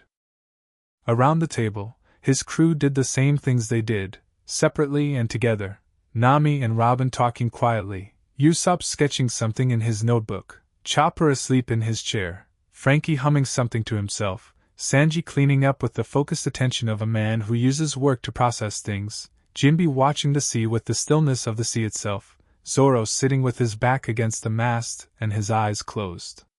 Not asleep. Never quite asleep, when they were at anchor in unfamiliar water. Luffy looked around at all of them in the starlight.